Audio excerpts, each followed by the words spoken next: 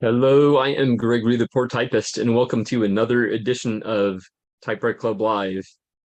Today, um, because I was so late in posting the topics, we're just going with what have you been typing? I scheduled the February events late last night, so a little bit late, but here we are. So yeah. Anyway, I do want to remind you that Type Pals is and always will be free. So if you like using your typewriters to write letters or postcards, feel free to join us at typepals.com. We have two kittens battling right now. Oh my goodness. Yes.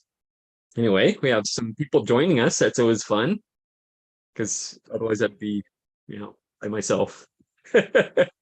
Uh, oh, these cats, I tell you, my goodness. They're supposed to be sleeping right now. Lately, they've been very good in sleeping during these meetings, but um, yeah.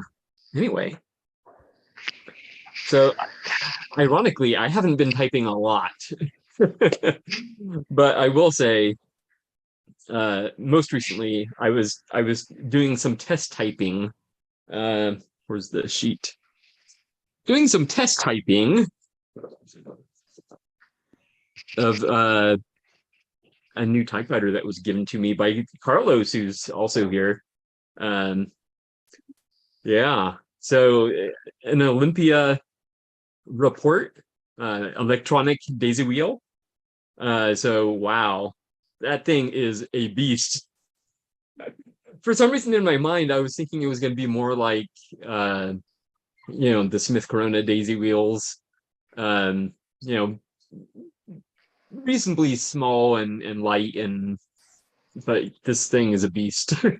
It's weight wise, it's is close to the older Smith Corona daisy wheels, like the ultrasonic, which is even more of a beast. My goodness, I have I think two of those, or do I just have one now? I don't remember, but yeah. So I just did just a tiny bit of test typing this morning, um, and it came with four. Let me just go ahead and make myself big. My goodness. Let's see here. Where is it? Spotlight. There we go. Yes, it came with four daisy wheels, one of which I'm very, very excited about, which is, I don't know if you can, it's probably not going to focus because of the glare. There we go. Mini Gothic 15. Very cool. And as you see, it uses the Swintech. You can see my TV there. It uses the Swintech uh, accessories, shall we say. Then there's also Prestige Elite 12 and Orator 10 or Orator 10. There we go. And I'm not sure why it says 90%. So Carlos, if you know what that is about, let me know. Or I see Ted is here, maybe he knows. But it's 90% of a type wheel. Is that what that means? No, I don't know. Oh. I was like,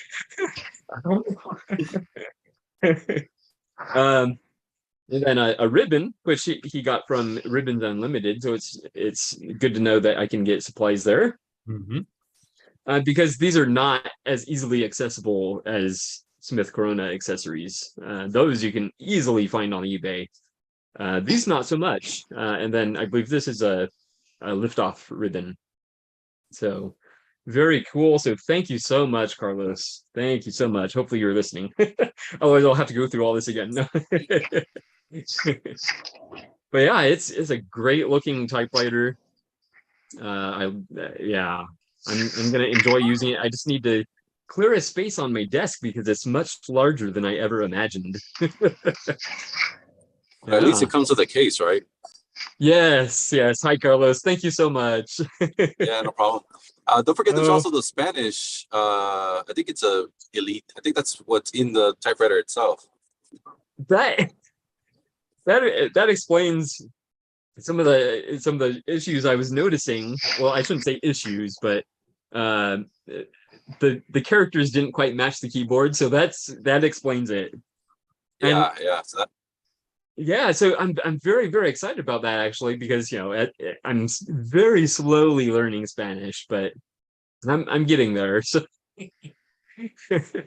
yeah, so that's awesome. Thank you so much, Carlos. And yeah, I I enjoy it. It was briefly kind met. of a beast. Yeah. Yes. Once I got a hold of it, because I Carlos left it at his parents' house, and I picked it up there. So it was kind of the Typewriter Underground Railroad. He got his parents involved. So I met his mom at the gate because they have like 20 tiny little barking dogs.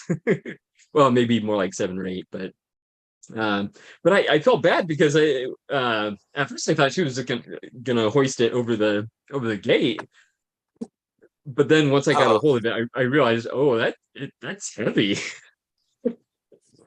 Yeah, so she opened the gate just a little bit, and no dogs escaped. yeah. They're it's quite feels like a farm whenever I go over there because they have like so many dogs and Yeah. birds and yeah, chickens. So yeah. Oh, okay. And some of the dogs were wearing clothing, which was nice. Yeah. Oh man. Yes. So I'm gonna enjoy typing my next letters, maybe in Spanish, although it might take a long time to compose a letter in Spanish. But and of course that would have to go to Carlos. A thank you note. So it may Great. take two or Awesome. three Looking months. forward to it. That's totally Uh, fine. but no, it won't take that long. Yeah. I'll cheat and look things up on Google. So if the grammar is bad, it's not my fault. That's good. Yeah, the only thing I noticed is that I think the K key, sometimes would not strike. You would have to hit it a couple of times. But I don't know, it was weird because after you would use it for a little bit, it would actually start working. Like it kind of warms up, so to speak. Yeah, I didn't notice that with the K. I actually noticed that with the M.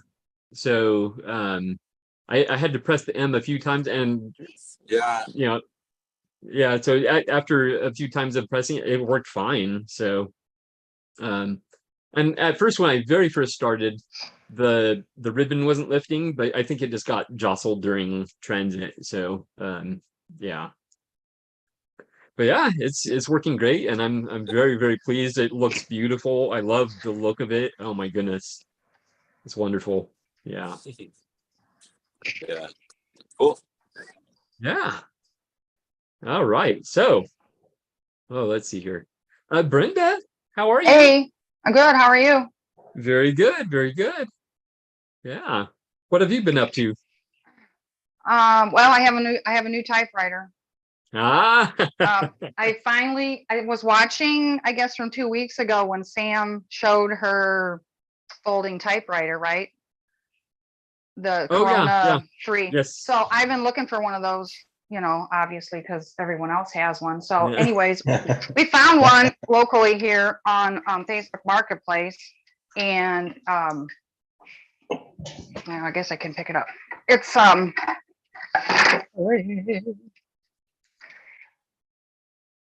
it's really small. nice. It's so little. It's a really nice. It's I think the database said it's 1916. I'm having issues with it not wanting to carriage when not wanting to move sometimes. So I don't know if that means I have to tighten the drawband. Does anybody know? I don't want to mess it up.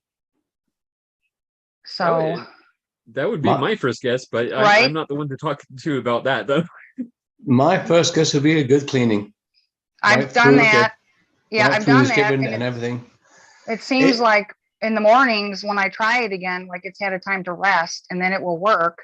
And then the more I mess with it, then it starts not moving. And it seems like if you tap this one part of the escapement back there, then it will clunk over. So I'm thinking maybe the drawband's not tight enough.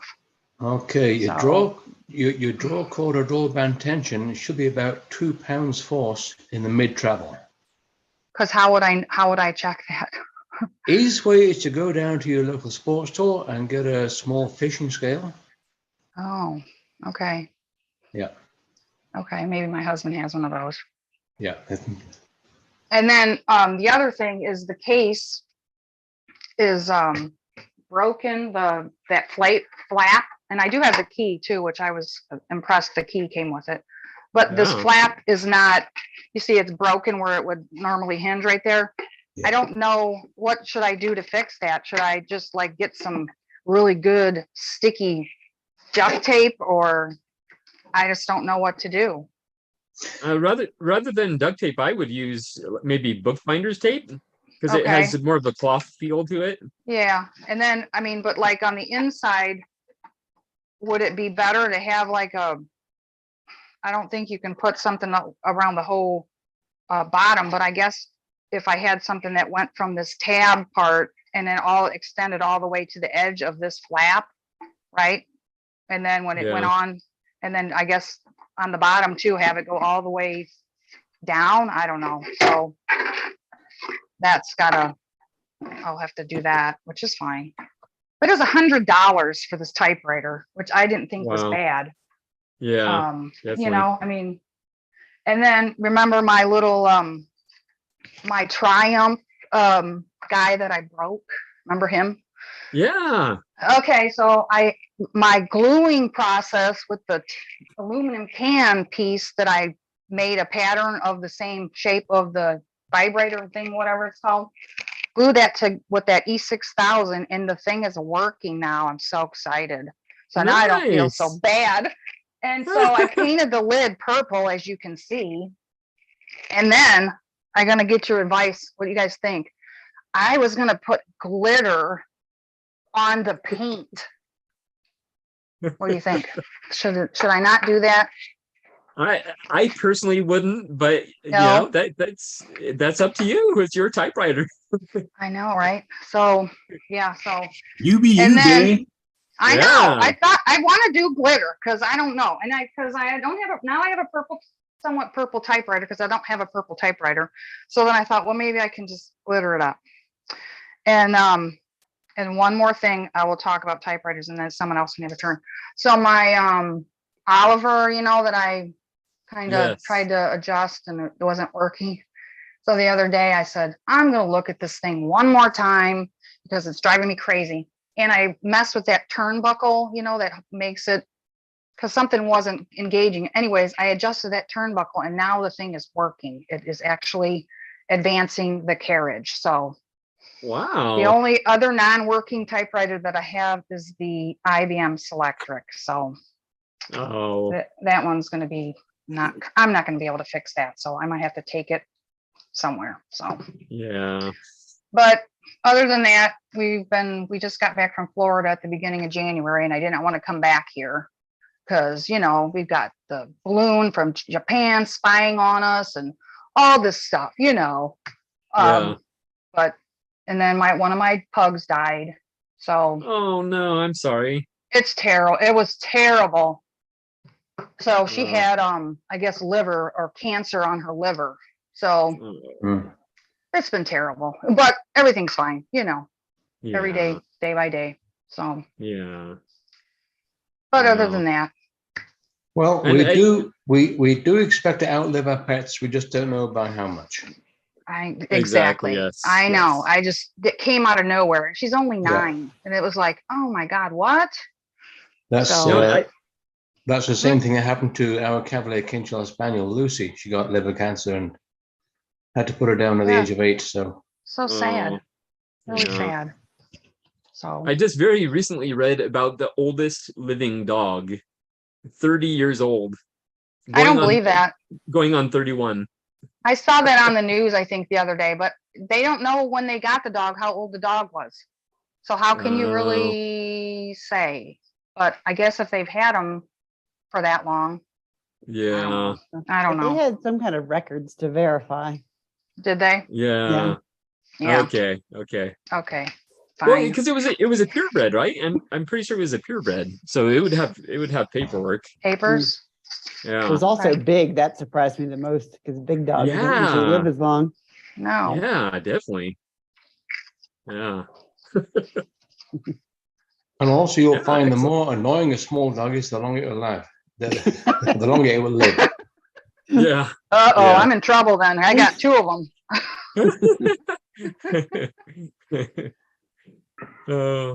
And by the way, it was China that was doing the spying, not China, Japan. sorry. Yeah. We're Okay. friends with Japan. Oh yeah, yeah. That was very So- interesting. Of course, they called it a weather balloon. Yeah. Yeah. So I'm in Mexico right now. Oh, And I- cool. That's the different surroundings there. Yeah. So I was looking on Facebook Marketplace, which is a thing here, and there's an SG1 Olympia new in the box. Oh my God. Oh, Never been opened, but it's too heavy to bring home, I think. but you have to. You have to. How much do those things weigh? So what? Buy it a seat. I know, huh? Why not? Yeah, that'd be about $900. Oh wow. You'd only do it one time. Yeah. Wow. You need to get that on the Typewriter Underground Railroad. Yeah, my goodness. Does anybody Wow. know what they weigh? Seriously? What do they weigh? I have no idea. Because I've never had an SG1, but they're a desktop, right? So they're pretty heavy. Slightly less Yeah. than They weigh 4 million 38 and a pounds. half pounds. What? 38 and a half pounds. 38 and a half pounds. Yeah. Oh, okay. That's almost approximately. the full weight of a, getting close to the full weight of a suitcase.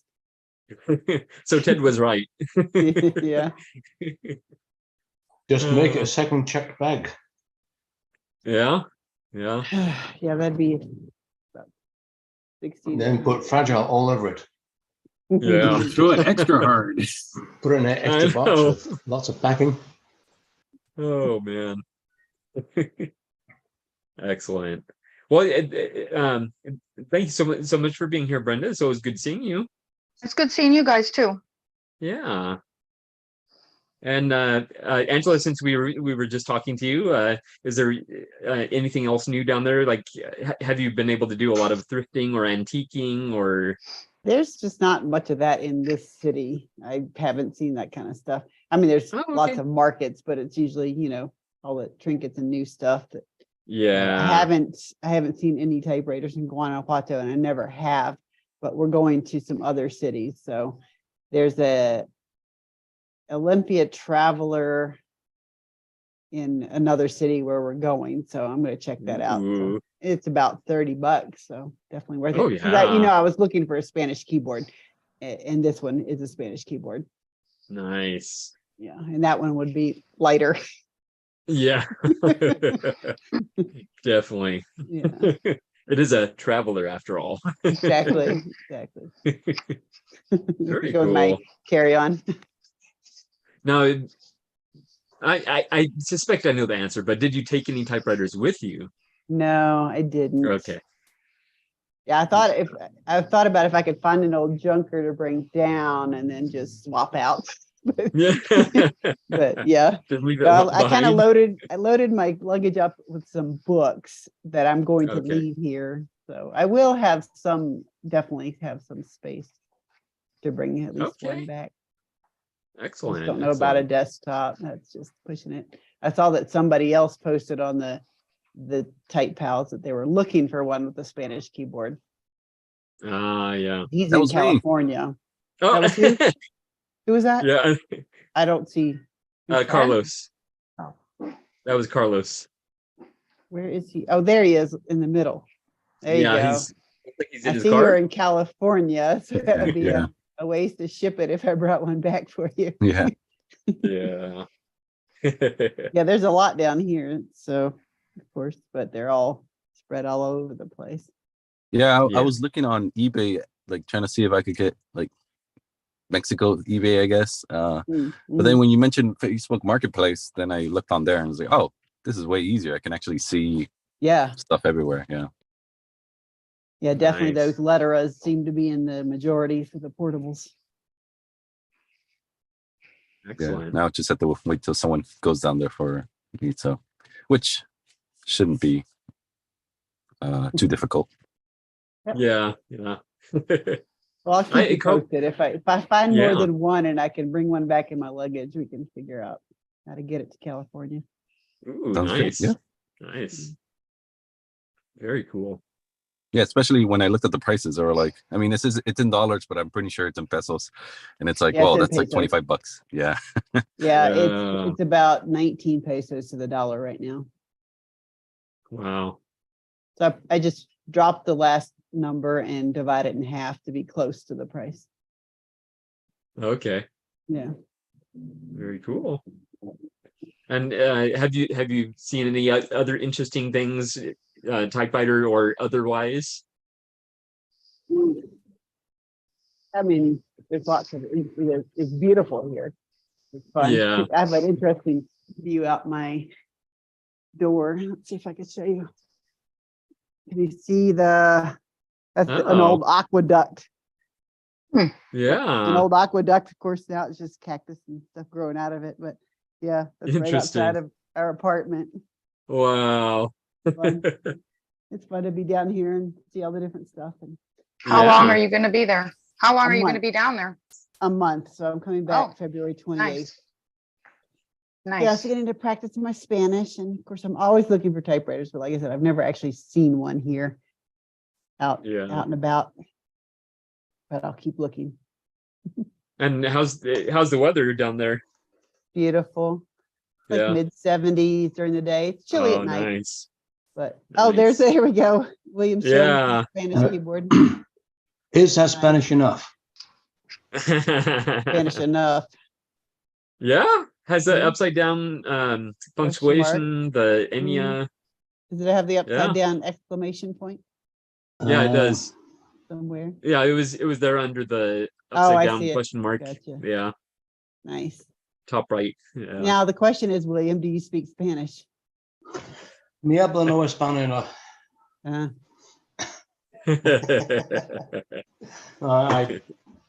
I took an evening class for a couple of months called Survival Spanish, Ah, and so hang on. Copy. Yeah. So what I say is, I speak just enough Spanish to get myself in trouble, and just enough German to make a fool of myself. Mm. I guess And- Carlos must speak Spanish too. Yeah, He wants a Spanish Yeah. keyboard. yeah. So Ivan and I write letters to each other in Spanish. He, of course, Oh, knows cool. Spanish much better than I do, but I do my best. Oh, I look forward to having a better typewriter to use. yeah. Very good. Well, Excellent. you know, Well, the Spanish language actually makes sense, because when you have a question to ask, you start with the inverted question mark, so you know where the question is starting. Yeah. Whereas the English language, you're reading through, there's a question mark. Okay, how far back did the question actually start? Mhm. yeah. Yeah. Yeah. It's very interesting. Where's that machine of Susan's there? Oh, I think that's her Hermes ambassador. Okay. Yeah. So last night I went to a baseball game here, and it's really funny because part of the field, normally we would have a fence. Well, there's a giant rock wall. It's a hill, so Yeah. it doesn't go far enough. The field, it ends at 288 feet, and there's a rock wall. So if the ball hits the wall, they play it. You play it off the wall. Oh. But the wall, it's rock, so it's all bumpy Yeah. and everything. So they don't know where the ball's gonna go. Oh, pretty wow, that makes it funny. interesting. It's hilarious. Yeah. Yeah. Wow. Well, it's very good seeing you, Angela, and Thank you. it sounds like you're enjoying your vacation. Yes, I can't be here long because we're going down to meet my brother soon. But Oh, wanna go check okay. in and see if it's Yeah, still there. definitely. Definitely. Very good. All right. And speaking of Susan's typewriter, how are you, Susan? I'm good. Excellent. And that's that. She's too tired from hauling that ambassador around. I guess so. I'm good. Okay. I'm here. I'm sorry I was muted. I survived the ice storm of 2023, Oh, and yeah. I've been typing a lot this past week because I couldn't do anything. Yeah. Everything was encased in ice beginning Monday night all the way until, well, really, I guess Thursday, it started to finally thaw out a little bit. Wow. Yeah. And we had no mail service for 3 days, which that's never happened to us before. That was kind of Yeah. interesting. So I've been typing a lot of letters, and they didn't get mailed until Friday. Oh, yeah. So that was interesting. I've also been practicing using my old typewriter textbooks to practice to try and improve my typing skills. Although I must say that when you get out a typewriter that you had trouble with, like a Royal a while back, and you can type better on it, you realize that maybe you have improved over time. Yeah. You know, and I'm still loving my Hermes Ambassador, even though it is humongous. And I've been cleaning it gently, one Q-tip at a time, and it's all working, and so that's great. Yeah, but I really do love it. It has such a smooth carriage, and it just types great. And yeah, it's big, but it's not as heavy as the SG1, which is why I know how much an SG1 weighs. Yeah. And that's really about it for me. Although I did want to comment on Ted putting out so many blog posts that have been amazing. Yes. And We are enjoying it. yeah, and I've had a lot of fun reading them and responding to them. So that was good. Yeah. That's really about it for me. Okay. Well, it's always good seeing that typewriter. And it's good seeing you. Oh, yeah. It's good to be here. I'm glad to see Brenda and William. Haven't seen them, and Angela, haven't seen them in a while. So that's good. Yeah. It's always nice when people come back. So, Well, definitely. it's been one thing after another, and things just kind of, well, life happens. Exactly. Yep. Yes. But it's good to see everybody again. Yes, definitely. Really great to see Angela. I haven't seen her in what seemed like it seemed like a long time. We're just never here Yeah. at the same time, I think. Yeah. Yeah. Good to see you too, William. Mhm. Excellent. All right. And Ted, I see your typewriter. And I see you. It sees you too. Oh, yes, it does. So what you got there? This is a 1940 or 41 Royal Companion. Well, I've got one of Ah, those. The little C-frame Royal. nice. It's Do you have to kick the shift over for a shift lock? To shift lock, you have to shift the shift key over, or does yours not do that? it's got a lock. Oh, okay. Yeah, it's actually pretty featureful for one of these little C-frame machines. So it has a backspace, and it's got an end and blind bell, and it's got pretty much all the features that you'd want on a typewriter. So it's kind of the higher end of the lower end. Yeah. And Of course, I'm a big fan of the picture companions. froze up, so you're just gonna have to enjoy Oh. it just sitting there. So That's gonna be your wallpaper. No, my phone ran out of battery, so I'm gonna have to swap. Oh. Anyhow, yeah, I've been using my typewriters to type up blog posts for y'all to Nice. enjoy. Yeah. Continuing the use of my EDCN and its weird size paper, and it works really well for being able to carry it around all the time and the blog post because it's exactly the right width. Yeah. And most typewriters will handle it. I'm finding a few that don't. So, Yeah. Yeah. but I've been gratified with how many actually do. It's difficult to type on it in pica type, just because it's not quite long enough for a Yeah. reasonably sized line. Exactly. And I guess that's just a feel thing because it seems like I hit more hyphenated words when I use a pica machine. And it Yeah. always bothers me. Yeah. I have to make up words too many times to make them fit. Yeah. But, other than that, I've been, getting type books webified so that I can put them up in post for people to reference. So Very you guys nice. are eventually going to get all the typeface references that I have. Yay.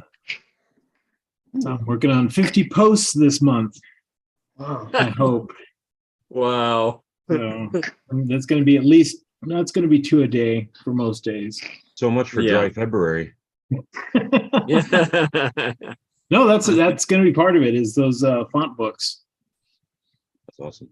So Excellent. you'll be getting them as probably 1 a day at least. Wow. That's gonna be great. So stay tuned. Definitely. And the URL to your blog is conveniently right there on the screen, monk.org. It is, in fact. podcast. Very convenient. So easy to type. It is, yeah. I type it all the time at work. And eventually, if you type it enough, it'll just show up in your history when you start typing. It's like TY or MUNK, and then it'll complete. Yeah. Well, robots since make our I'm- lives easier, Yes. I made a blog Since post I'm- about that. Yeah, exactly. Since I'm doing it at work, on a work computer, I go into incognito mode, so it doesn't save those, but It's good to be in incognito mode when you come to my content anyway. It's Yeah. very secretive. yes. Very I've been cool. submitting code samples to one type page to baffle the audience there. Oh, I'll have to check that out. I check that out once in a while. Yeah. I saw that. Oh, you did? Oh yeah. I thought, oh boy. I don't even know I don't know where to start. Somebody actually did figure it out. They posted on my blog that they'd taken about half an hour and figured out the cipher, and I was like, "Good job! You don't know Oh. what to do you?" Yeah. Excellent. I hadn't thought of doing something like that on there. Well, it seems appropriate for the format because Yeah. it's like there's so much people saying things and not really. I mean, there's a lot of decoration on the letterheads and such, but not many real art pieces, if you know what I mean. You know what I Too mean? many Yeah. words. Yeah, too many there's a lot of words. words on that blog. Yeah, I'm like, I can't Yeah. I can't do it. Too many words. There's I figured only it certain needed to- people's. You need a little bit of art, Yeah. a little nonsense, a little, you don't even have to figure out what this means. Yep. I think your next one type page should be instructions on blogging margins. So that I've done a few posts on that, so Mhm. I don't know about But- one type page, but yeah, because I think that's where they need the help is on Well, one type that- page. I think the concept there is that it's a one type page. Yeah, that's true. you know, That's true. Kind of preaching the gospel of making the pages smaller is, I don't know how well that will be received. So That's true. That's true. I'm not sure they need that. I mean, it would Yeah. improve readability, but again, Yeah. they have a lot of words. They need they need to make them smaller in order to make them fit on the screen. So, That's true. Yeah. and a lot of times that means I can't read them. I know. The one interesting thing is maybe they don't do it as much, but for a while there, it was very common that they were doing actually more than one page. They were Yeah, posting I like mean, 2 or 3 pages. Previous ones that I've submitted there, I've done like a page and then a photograph to illustrate, either the machine I was working on or Yeah. Yeah. whatever. To Yeah. belabor the point, I guess. But, yeah. Yeah. So I don't know. It is a thing. It is, and Yeah. it needed a little art. Yeah. I'll definitely have to check that out. Definitely. Very cool. Well, it's so It's a good to bit see you, smart. Ted. Huh? It's so good to see you, Ted. It's good to see you too. Excellent. Excellent. And I think I already told you what I've been typing, but I also wrote it down. Oh, okay. So it'll be a blog post. Yes. There you go. There you go. And hopefully you get well, I guess you just need to charge your phone, right? I just hooked another battery to it, but I forgot to turn it on again. So Oh. I need to do that. It takes about Yeah. 20 seconds to boot. Excellent. Because we want to see you type. Well, Yeah. you'll get that. Yes. Yes. That'll All right. happen. It happens every day. Again, it's so good to see you, Ted. Good to see you too. All right. Corbinian, how are you? Hey, I'm great, thanks. Very good.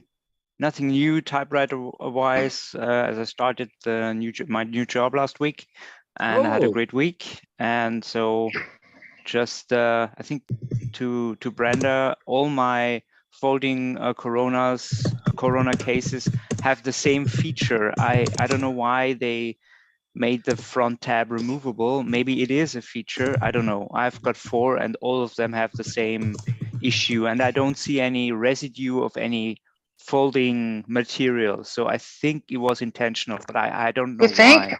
But you Yeah. couldn't carry it. Then you can't carry it. Exactly. I have no idea. Maybe I don't know why. I think from looking at it, I think because of the way that they made that material and it just gets right. They made it, how it goes right into that crack. I think you wouldn't even, I think it just rips. I think it just over time disintegrates on that fold or whatever from doing back and forth. Cause it looks like they just made it like that, but. From what I understand, the covering material became the actual hinge. Right. Oh, okay. And so with time, as Susan says, it just fatigues, dries out, deteriorates, and gives way. Yeah, maybe, and then in later years, maybe they tried to fix it and then just didn't reattach it to the rest of the case. I don't know, because all of my 4 cases have the same, it's completely separated and there's no residue of any fibers or anything of a hinge or any kind of attachment. So I'm no idea why, but as you said, you can't carry it. Maybe they had a belt around it and it served some kind of function to be easier to have papers in and out, or I don't know what, but it doesn't really work because the typewriter's in there. So, but I've got the same 4 cases. I don't know why.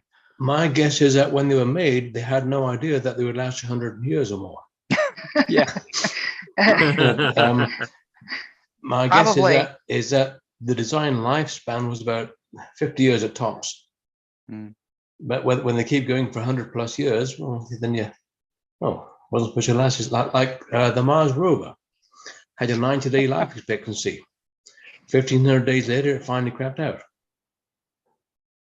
Or 1,500 sols, should I say? Martian sols. Interesting. So sorry, go ahead. I interrupted. Come on and carry on, please. No. It's just what I wanted to say though. I've the same feature on my or issue with my cases, and I just said, okay, I'll clean the Coronas or the typewriters and have a look at the cases later on. But there's no, I didn't up till now, I haven't found anything about that feature or why they, or any kind of reference to the cases themselves anyway. So Yeah. all features in relation to the cases got lost. So I've never seen a typewriter who explicitly, or a typewriter manual where they actually cover the cases themselves Yeah. for some yeah. reason. Yeah. Except I if you believe- have the one with the folding legs, Oh which yeah. I covered, which I want to have very much, but they're none in Europe, so nobody's Oh, selling And them. expensive as hell. Yes, Yeah. I presume, yeah, I would assume so, yeah. Yeah. From what I Yeah. understand, the idea of the fold down flap was you could use a machine in the case and not have to, Exactly, yeah. yeah. To have the front removable and you can actually type, No, but just- keep it just in the bottom. Yeah. Open the case, open the typewriter, fold the flap, tap down, and type. Mhm. Yeah. Yeah. But yeah, I don't know. It's interesting that it would like you were saying, like that it would break so cleanly, essentially, Yeah, leaving yeah. no trace that it's actually broken. So Yeah. yeah. But I think that also suggests that it would be a relatively easy fix. Like I was saying, maybe use bookbinding tape, because it's kind of a fabric. Mm. So that might be nice, and you could get it in a variety of colors. Although I assume the case is black, so Black, Mhm. yeah. yeah. So you'd probably just want to stick with black, but Mm. yeah. Or I wonder if you could even reasonably easily put actual hinges on it. Mhm. I thought about that. Yeah, I was talking when I went to bed last night. I'm laying there and went, hey, maybe I could put hinges on there. My husband's like, uh-huh. And I thought, oh, should I put them on the inside or the outside of the case? Probably the inside of the case, right? I would say the Yeah. inside, yeah. Both. But then is the wood really dry that if you put drilled holes, to put the screws in, is it going to be like not good? I wouldn't want to carry it by the handle because I'd be afraid. Yeah. I just won't carry it around like that. I just don't trust it. Yeah. So, that's the wood true. could be really brittle. So I'm it sure could it make is. it worse. Yeah. So I don't Yeah. know. Maybe just stick with the bookbinding tape. See Yeah, how that works. probably. There, Yeah, I think those so. little typewriters are excellent candidates for the little Pelican cases. I know they're modern and they don't quite fit, but you can get those nice little Pelicans, the ones that Natasha Rawls, was getting with the radioactive symbols on them for some of her portables. And they're probably perfect for those little Corona foldings, because then you can cut right into the styrofoam, sit it when you put the carriage down, you close the lid, Mhm. it'll be like, that sucker won't move at all. I know it's a Yeah. really old typewriter with a really modern solution, but if you want to Yeah. take it around. Mhm. Exactly. Yeah. I also wonder if there's like an ideal, Joe likes to go to the thrift stores and pick out bags of various sizes to fit the typewriters. And I wonder if there's a bag that would ideally fit that typewriter. That would be interesting. Yeah. One would- thought that did come to mind was if you go to an advanced model shop, maybe you could find some hinges for RC airplanes for the flaps and ailerons, and actually insert them into the wood on both sides and glue them in Huh. place, so that those hinges then sit on the actual hinge line where the fabric was. Just a Mhm. thought. It'd be tricky and fiddly. If you used to Yeah. building model airplanes, you might have the tool to do that. There you go. Yeah. Very interesting. Lots of solutions. All right. Well, of course, Corbinian's taking a drink, but it's so good to see you again, Corbinian. Thank you so much for being here. And I see Sean is typing away very seriously. I'm never serious. I just have to focus. Yes, yes. So I two of my keys on this Corona, this 1930 Corona, the colon, semicolon, and the at and sense had lost their little connection unit from the main key lever up to, it's a little piece of metal that hooks up to both sides. So when the type bar does its thing. Anyway. Yeah. Crank. Yeah. Mr. Technical today, right? Sunday morning. So they're missing altogether. I'm like, okay, well, I'm just going to do a quick fix. Grab my old, what do you call these things? Paper clips? Paper clips. Paper clips. I take two paper clips and I cut them up and I fold them up and I get them in there and I got it all working again. And I'm typing it out and I'm going, the colon now works again, semicolon. And that is actually the colon because I mixed up the two. But the other one is just and then the other one is the semicolon. And then I wrote the blog colon because Susan was just in the middle of talking about blogs and trying to do two things at once. You end up typing what you hear and not what you're thinking. And before you know it, your whole line's all screwed up. So I'm like, darn it. This happens when you try doing two things at once. And also as a man, this is not easy to do. Exactly. Yeah, as all the ladies in the group know, it's hard for men to multitask. So I can't do it. Don't even go there. Anyway, yeah, all is well. Excellent, excellent. I've actually, for the first time this year, and probably for the last couple of months of 2022, I've bid on a new typewriter. Yeah. Nice. I'm feeling like, should I? But Excellent. Yeah.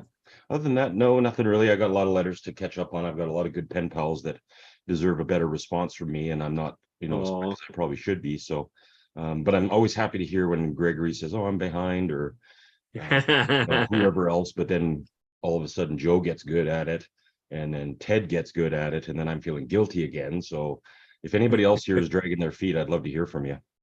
Me, I am. Okay, great. I am. And Corb is too. Perfect. I'm not even gonna ask William because he's never behind. 2022 was a bad year for me. I got one Christmas card sent and 2 letters typed all last year. Well, as starting May the 12th, when Julianne broke her ankle and I suddenly became her primary caregiver, and then to say things went off the rails would be an understatement. They kind of went off the rails down the embankment and into the creek. Oh. It happens, and it's okay. It's not the end of the world. You just have to have understanding pen pals, and most of us are. Although I have had a couple pen pals from Europe who basically cut me off. When I did eventually write back to them, I got a note back, a text. Like, it was sort of unbelievable. It irritated the hell out of me, but it was like, yeah, you don't respond soon enough, so we really don't want to send you letters anymore. And I was like, oh my gosh, that's so mean. That's a bit of an asshole thing to do, but yeah. Beat that out in the replay. It is terrible. What is wrong? Why are people so mean? Sorry, that was a bit of a jerk thing to do. Anyway. Yeah. So I felt a little upset about that for a while, and of course that killed my motivation. But that's not the right thing. But yeah, I know. What was that? Type Pals members or no? These were just other ones I had connected prior to joining Type Pals. I probably had them as 5-6 years. Like, they were longer term pen pals. And then it was just like, yeah, no, not interested because you don't write back frequently enough, and that's an issue. And I'm like, how is this an issue? Like I couldn't run the logic through. So, however, be that as it may, everybody has a choice. I'm okay with that. There's no punishment or consequences. It's just I was a little hurt for a bit. So yeah, I haven't had that happen. So that made me ultra sensitive to everybody else that I've got sitting here going, well, who's the next one that's going to say, screw off? Well, that's what I was thinking. It's like, okay, if I write back the people that have written to me, they might tell me that and think, oh, you're too late. And I guess, okay, well, I guess and I always think fine. too late for what? It's not like we were solving, the world hunger or anything like that. Yeah, what difference does it make? 2 months. But hey, maybe I'm just too pragmatic, or I don't know. Well, see, I think that's one of the benefits of Type Pals, and the way it's set up is, you can specify, what they can expect from you in response. Like, I recently just changed mine from months to sporadic. So is sporadic worse than months, or is it better? It's worse. Oh, okay. It's like, okay, you're probably going to get a response, but it could be anywhere from days to years. Fair enough. Fair enough. You got to incentivize response. Have episodes. There you go. So they There have you to go. complete the series. Stay tuned in Yeah. 2024 for episode 3. That incentivizes response. Yeah. Yeah. Start Yeah. sending money. You have to do the carrots, not the sticks. I don't know how to write sticks into my letters yet, Ted. Oh, Joe If you knows. don't respond to me in 4 months, you're cut off. I wrote a stick to Joe once, but Did you probably actually sent a stick to Joe. I got over it. Yeah. Oh man. Yeah. Anyway, yeah. So other than that, I got, as everybody probably remembers, I got a bunch of platens back from JJ Short in January. And it was so exciting and it's so fun that I decided I didn't want to install every platen within the first day I got them, because I felt like that was like opening all your Christmas gifts Yeah. quickly on Christmas morning. So I wanted to extend the excitement. So I just installed another new platen on this Corona and then fixed some other problems that occurred. And if anybody has spool covers for Corona 4s just happen to be sitting around, let me know. I'll probably pay you stupid money for them, because it's my feng shui, my industrial design side really makes me twitch when I don't have spool covers on a Corona 4. It's like unbalanced. It's okay. And of course, Murphy's Law, it's an excellent Corona 4 typer. It types very well. So it needs spool covers. I have maroon spool covers on my black Corona 4. And they're the right year for yours too. Oh man. But I just need black 1925 covers to replace those maroon 1930 covers. I will figure out a solution. We can work something out. Okay. Glad I brought it up. I'm kind of, I've kind of gotten used to the like maroon ears on my kind of quirky machine anyway. So yeah. But if it would help out making another maroon machine more complete, then Everybody just saw what Ted did there. He dangled the carrot. Exactly. Yep. But right behind it, there was a stick. Yep. No, thanks, Ted. Okay, I'll see what we can do, and we'll see if we can work anything out. Plus, all right, to make you happy. Yeah. Sometimes the carrot is a stick, Sometimes the carrot is a stick. It's just a stick painted orange. It's ambiguously formed. Yeah. Anyway, no, that's it for me. Otherwise, thanks very much. Good seeing everybody. And there's lots of things I always want to show you. I think during the week, I'm like, I'm going to show Type Pals this and that. And Carol rolls her eyes. She's like, oh. And then when I get down here, I totally forget all about it, and then don't want to be hogging conversation. So let's move on. Oh. Sean, you need to make a list. You need to have a list, a notebook. There you go. Does that seem presumptuous? So, okay, everybody. So number 2 on my list, Joe, I want you to comment from last week. I liked your That's hair. what I'm going to do when it's my turn. Oh, okay. Don't make him feel bad for his organization. No, it's okay, Joe. I appreciate your organizational skills. Plus, I think it's Robert that usually has a list for us. I do create a lot of lists. Yeah. Well, there you go. Plus one out next time. Oh, okay. One more thing I will mention. I Yes. started filling out my Rolodex to replace the card system. But I bought a box of vintage new old stock Rolodex cards in blue, yellow, red, so that I can basically organize the different colors will mean different things. So white will be the overall typewriter, year, color, model, serial number, quick deets. And then the other colors will be like typeface samples, repair notes and other sorts of things. So I can keep everything in the Rolodex, but have it separated. So I'm nerdily excited about how this is going to work out. And that's it. Thanks. Excellent. Thank you so much, John, and it's so good seeing you. And William, I know, we were hearing about your rough time last year, but what have you been up to? All sorts of things. With Julian having broken her ankle, I ended up being her primary caregiver for 6 weeks. in which time workers started flooding into the shop. So I was putting in 10 to 12 hours a day, 6 days a week, trying to keep up. By the time Sunday came in, I was just exhausted. And of course, now that church has opened up again, I'm on the counting committee. My wife is on the greeting committee. And so we quite often go to church. Julian has gone today. I just didn't have the energy. I was down in Lethbridge yesterday to the gun show and did a few other things.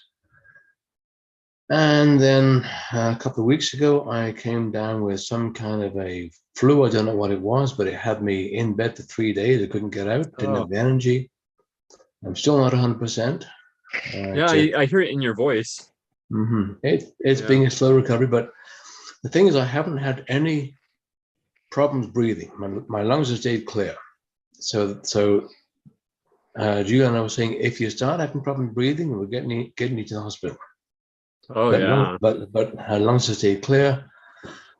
And so this also is year 2 of the wind down plan for my business. Last year was my last year for accepting machinery from the general public. This year, the priority will be to finish up all customers' equipment so I can get them done off the property. Next year, of course, with being in business for 23 years, you end up with quite a few used machines. Priority will be to go through those, determine what's reconditionable, get them reconditioned and sold, what aren't reconditionable, advertising once for parts or repair, whatever doesn't sell, call the scrap man. Yeah. Then I've got probably a 2 or 3 year project ahead of me to clean up this property, a 10-acre acreage. So wow. It's all steps towards retirement and eventually moving off this place and finding a smaller house somewhere else in another town or whatever. Yeah. And so letter writing kind of,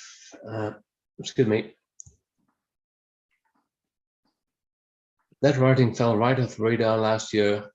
So I think I got 2 or 3 letters written and 1 Christmas card sent out. I'm already on my 4th letter this year.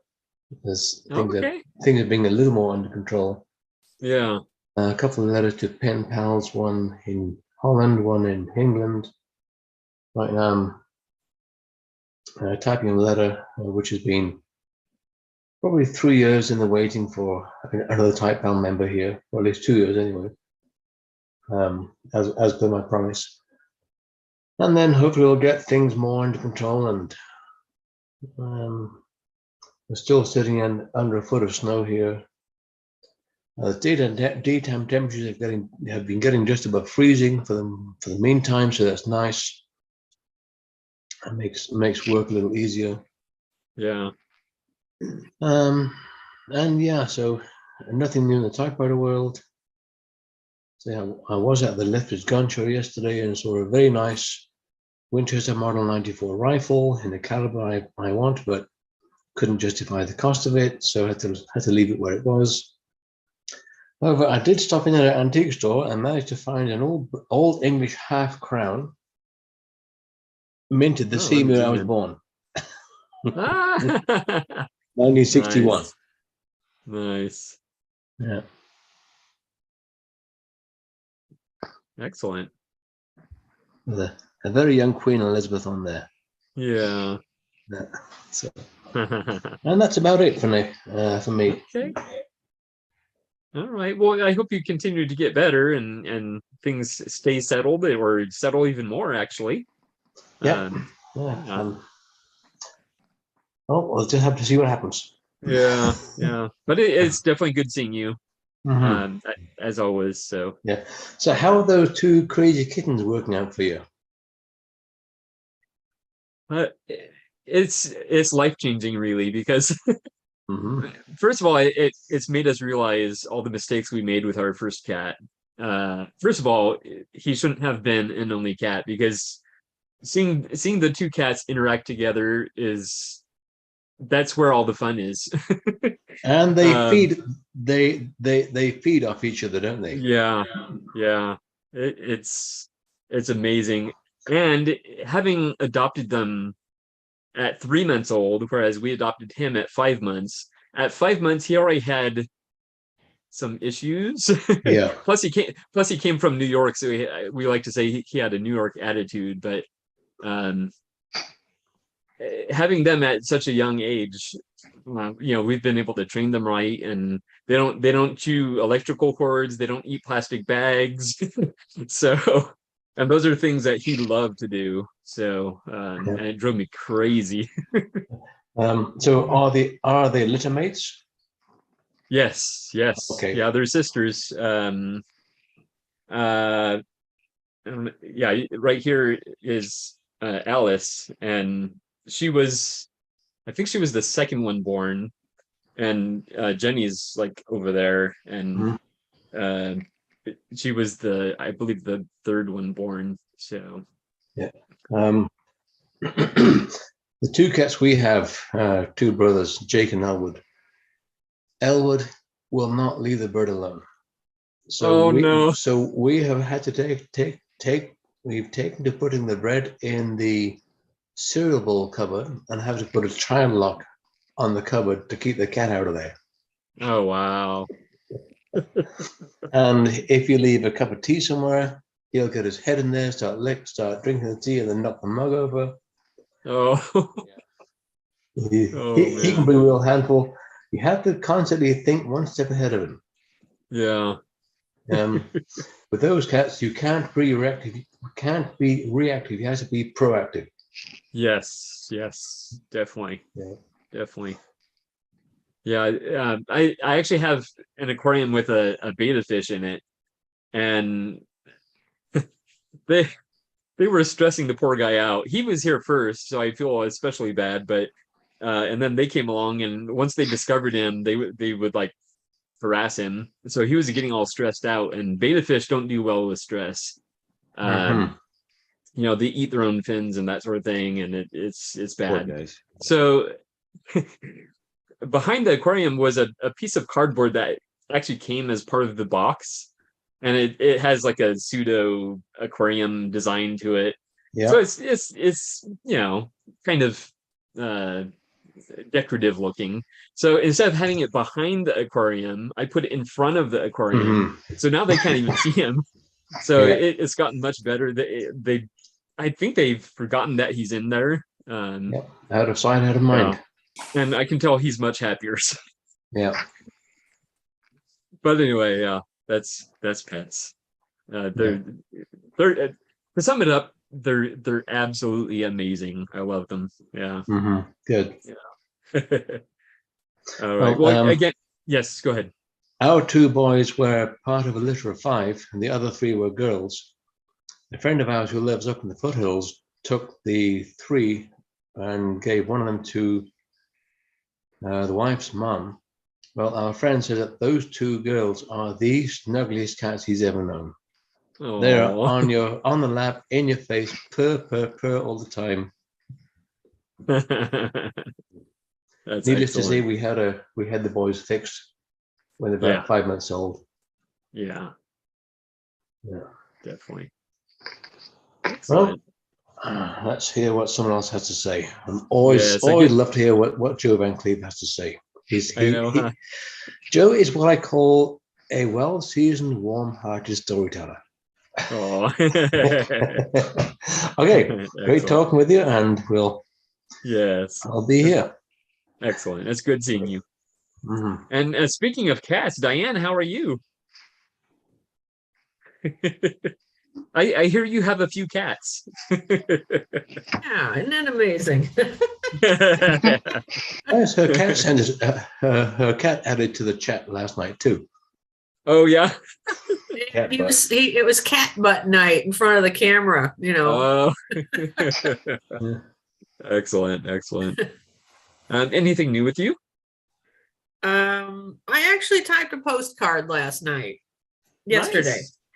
And I actually put it, yes, it's one of the New Mexico ones I got from Kevin, Joe. But it actually, it's less curled than it was yesterday, because I actually just put the whole thing into the typewriter. I was like, okay, let's give this a shot. And it worked, although even though it has a new plat, and I did the punctuation kind of put a few dimples on the side, but you know, all things considered, it came out pretty good. I had to type I used my super small typeface for the so I used the Olympia SG1, and I figured, okay, I can type War and Peace on here, you know. But I went to a different SG1 for the address because I figured, you know, the post office really doesn't want to see something this tiny for the address, so at least go to an elite machine, you know. Yep. But so yeah, of course, the other thing I had to do was find the postcard stamps. So that's what I was doing this morning. I located them. I couldn't remember if I showed this to Sean. Oh,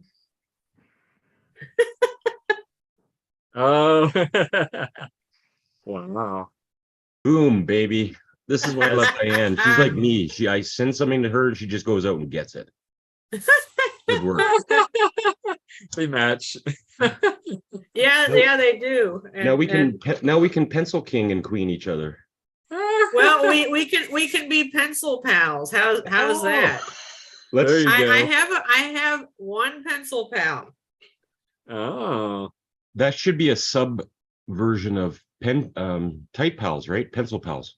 There you go. Well, it kind of is, but and she's far enough away that she's up in Alaska, and so it kind of it's kind of a one letter a year.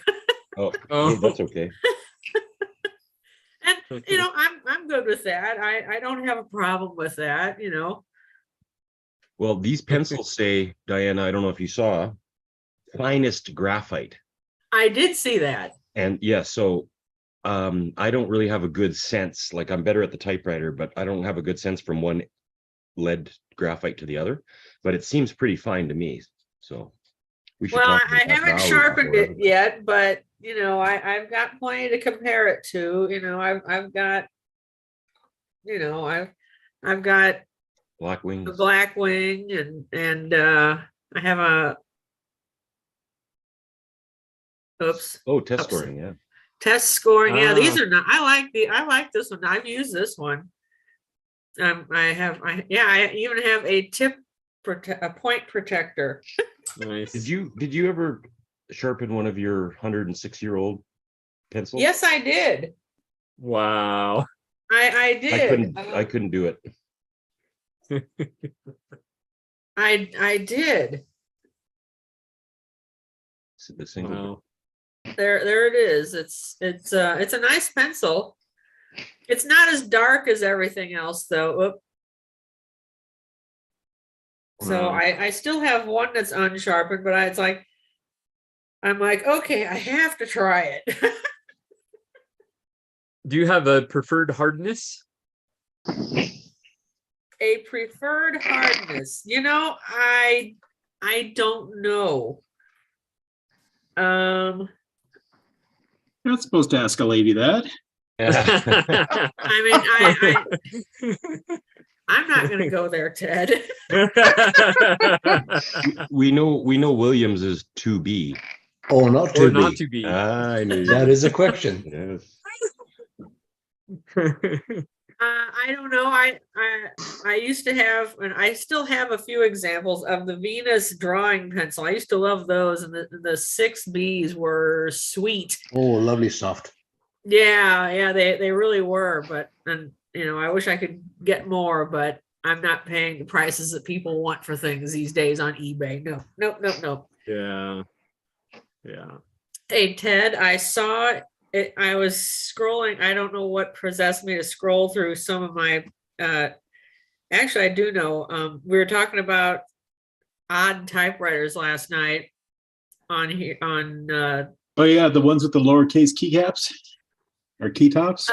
we were, but for some reason we went, and I have another weird machine, and I remember you had some comments back in 2018 on the database on what the heck is this thing. It was like a a weird looking 4 series, a transition, a Smith Corona with a 4 AR serial number. Oh yeah, we figured that out. Those are all Sears machines. Oh, okay. Yeah, they all got sold to Sears as first as Smith Coronas, but with weird model names and the wrong shell parts. But then they eventually just started calling them towers. Oh, okay. And that's where your first tower commander and tabulator and Oh, okay, yeah, because stuff like that. Yeah, that's a tabulator. It was a kind of a weird one. Yeah, and I don't know if they were using like old shells that they were just trying to use up, but I mean, can't really define that because they made a lot of them. So I'd had to think they kept those parts manufacturing going for those parts just to make them for Sears. So that's kind of where they began doing their business with Smith Corona is with those kind of remaindered portables there. Oh. So all those 4 ARs and 4 A's and not 4 A's, but AX maybe. Yeah, no, AX came later, but the 4 ARs are all made for Sears. Oh, okay. Yeah, I don't remember seeing too many in the database, but and weirdly, anyway. they're all like 1953, 1954, right around that era. And yeah, it's kind of a mystery. She's got a 5 series tower, but that's Not when the they same. started standardizing on the right shell type, and Smith Corona was more I guess comfortable with that relationship and the actual modern shell pieces on them. So who knows how to work that out, but it was kind of the early partnership between Sears and Smith Corona. Oh, okay. Yeah, I have a tower president and it's, practically like new, but is it the brown one? It's the brown one. Oh, those are nice with the kind of brown orange keys. Yeah. Neat. I want one. Can you send it to me? You want one, huh? Yeah, I do. Oh yeah. This also came up last night, even though it's not typewriter related.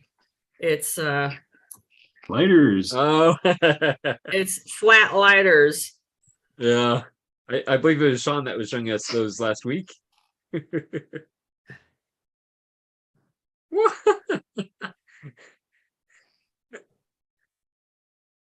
Wow. Yes, it's a very sick snowman. I don't know. It is a lighter, but it doesn't work. The battery is pretty kaput. Is that encouraging smoking for children? No, this was on my dad's desk in their basement. But I just chose to remove them last night. It seems like that that design would attract children. Ooh, let's play with fire. You'd think it is kind of weird, but anyway. Yeah.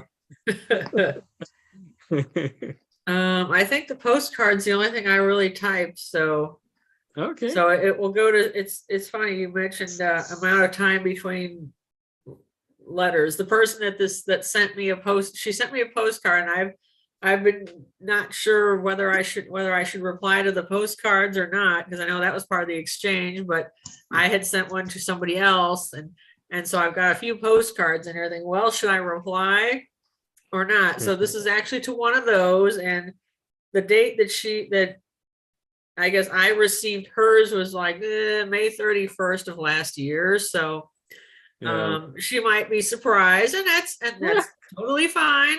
I just thought I wanted to give it a try putting a postcard through a machine. So she actually had her return address on the postcard, so it was like I didn't have to go dig it out.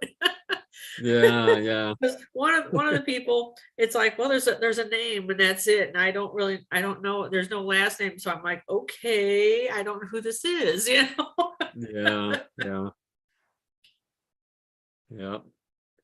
Depending so on let's see. Here's here's the typewriter stuff. Oh yes. Here you go. The black blue nylon, Nice. the black purple nylon, and the black red silk. Ah. How do you like silk ribbon? I haven't tried one yet, but Oh, okay. I thought, well, I do have another one, but I thought, okay, I want to put one on a machine not so ancient. I want to try one on this. I want to try one on the Smith Premier 10 because it kind of needs a new ribbon. Yeah. And it takes the regular 1/2-inch ribbons, but I don't know if it actually needs the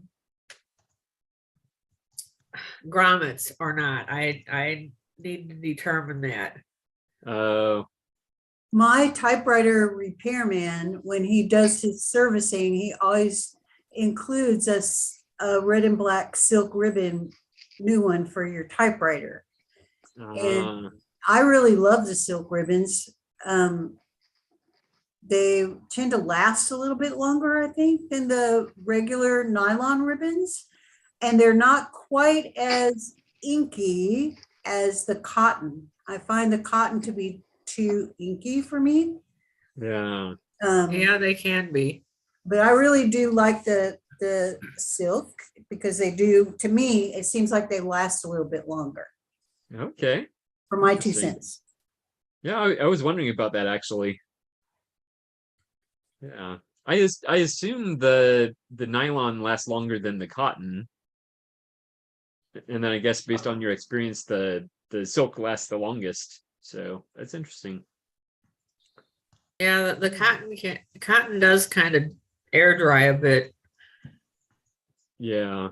I know a lot of people really like the cotton, especially for the like 1930s machines, 1940s machines. But like I said, I find them to be super inky, and then they dry out quick, and so to me they give a kind of an uneven impression. But a lot of people actually like that look. So I like that they're a lot darker. you can only tell by trying. I think it's one of the things. You have to Depends on the see what you like. Yeah, Really I wanted to try. I want to try one of the Smith Premier 10 just because I want to see, the difference in the type. Because that, that one I know what it looks like. I've used it. I've used it enough. But yeah, I want to see what a silk one would look like. Yeah. I guess they used silk ribbons back then. That was probably the first for cotton. I would think, because nylon wasn't until what the. No, I mean the silk. Yeah, I was saying the silk was probably the first. Silk and cotton were the first ribbons, right? Oh yeah, probably, it would have to be. Yeah.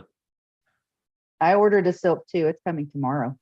I'm excited as well. It's my first silk as well. Yeah, I got to figure out what other machine to put it in because I wanted to put one in a different machine in a I'll say modern with air quotes modern machine. Yeah, I replied to Joe's comments in his latest video, and yeah, my 6 categories differ from his quite a bit.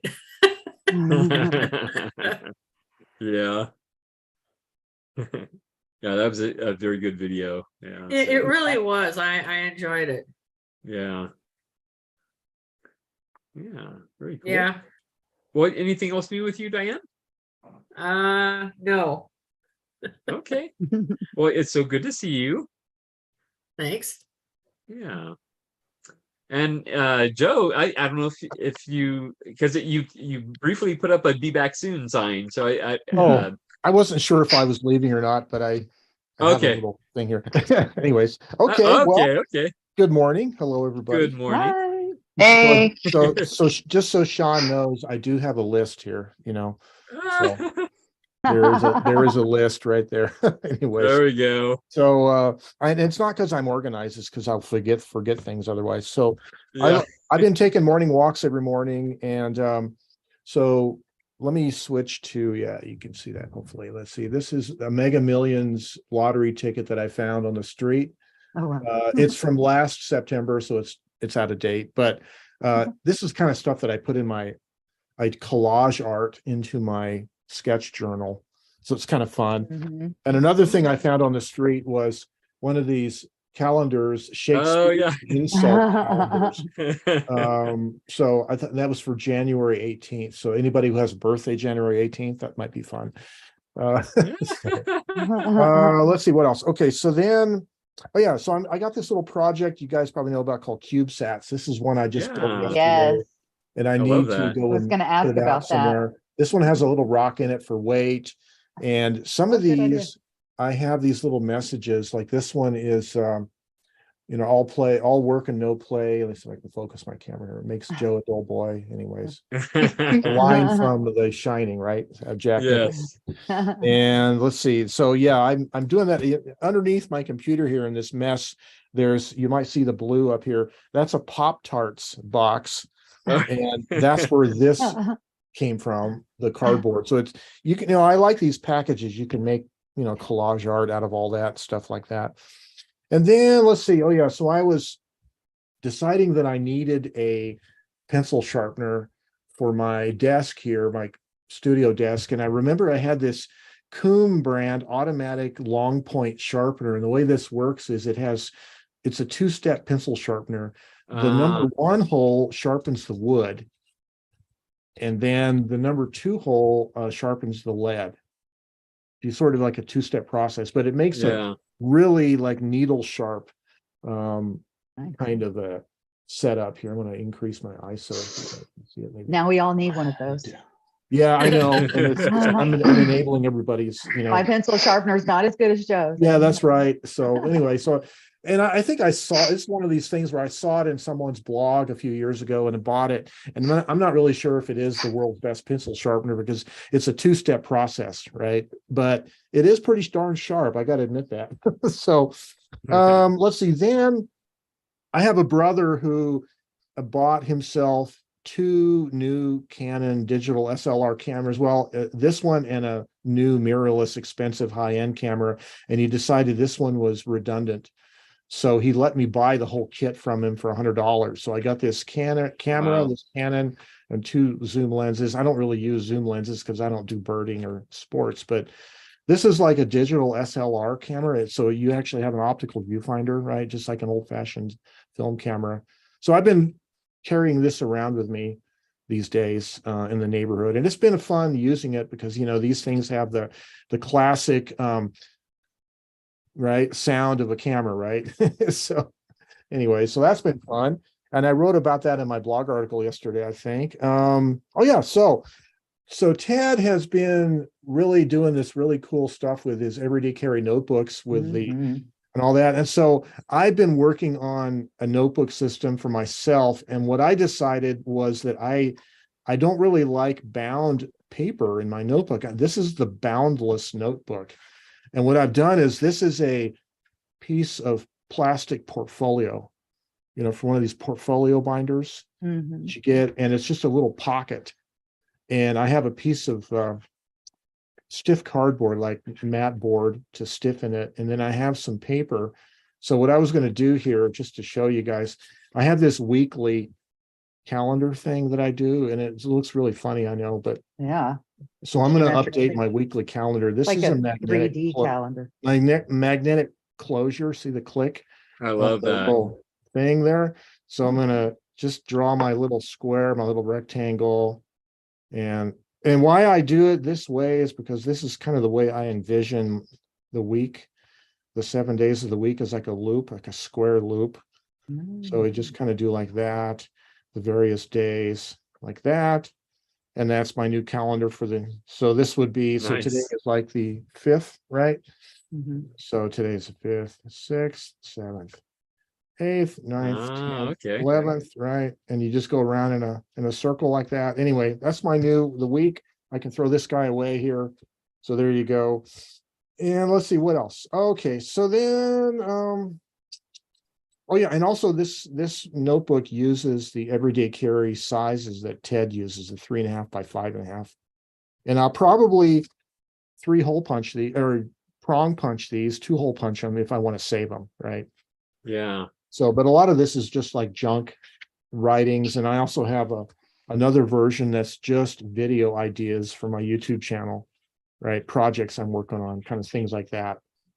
Let's see. And then, oh yeah, I'll say, I'm going to share my screen here a minute, if you don't mind. If I can find the share your screen button right here. So what I want to do is basic. So I want to do open sitting. It's okay. Okay. Yes, we allow that. Sorry, guys. It's okay. It's one of these things where it wants me to. My computer is secure. Okay. Okay. Okay. So let's see if I can share my screen now. I don't know if you guys can see. Can you see this YouTube screen right here? Nope. Not yet. No, Okay. not yet. Let me go back to Zoom and share the screen. Okay. Here we go.